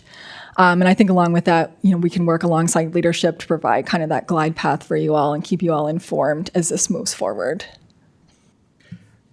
I want to go back to something Councilmember Doring said, and he mentioned the trades. And I look at, the construction trades and, plumbers, carpenters, electricians, there is, one, we have a need, we're a growing community, and there is economic mobility in those professions as people get furthered licensed and through apprenticeships. And so, and I didn't see that up there. And so is there a reason, or is it something that you can add into? I saw repairs.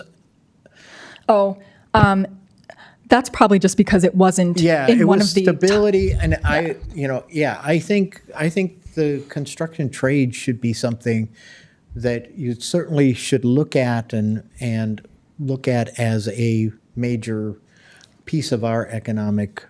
No, I appreciate that. And I will say these were meant to be more like wage brackets more than definitive. These are the specific occupations that we'll be focusing on. So I completely appreciate that. Yeah. And again, this is a finite period of time with this grant to be able to bring us to a certain point, but part of the next exploration process that Amanda is sharing about also, there's continuing adjustment and refinement for the next few years of the Rochester Public Schools strategic plan, and I know they're focusing on some of that. So this isn't intended to like replace all of those other things, but also in order to have an outcome that's necessary in order to deliver on the grant requirements. We can't boil the ocean either. Doesn't mean the ocean will still exist. Yep. We can't keep boiling it later. All right. Well, thank you. Great presentation in more ways than one. It was brief, it was worthwhile, and you got some new information from us. All right. With that, study session schedule. Thank you, Council President, council members. Just a quick reminder, this coming Monday is the 5th Monday of August, so you will not have a study session or a council meeting. So in case that's something that you're going to feel sad about, get prepared for that now. And then the next study session following your September 9th, which is a Wednesday council meeting, which is the week of Labor Day, is the city administrator's recommended supplemental budget. So additional feedback from what we heard here today, as well as continuation of the discussion of those last slides, and action plan update, as well as credit card service fee. So lots of aligned type of activities. Then just did also want to point out, forthcoming later in September, we have some updates on stormwater quality credit transfer policy. You've seen that once before, as well as mode shift and housing access update. All right. We are adjourned.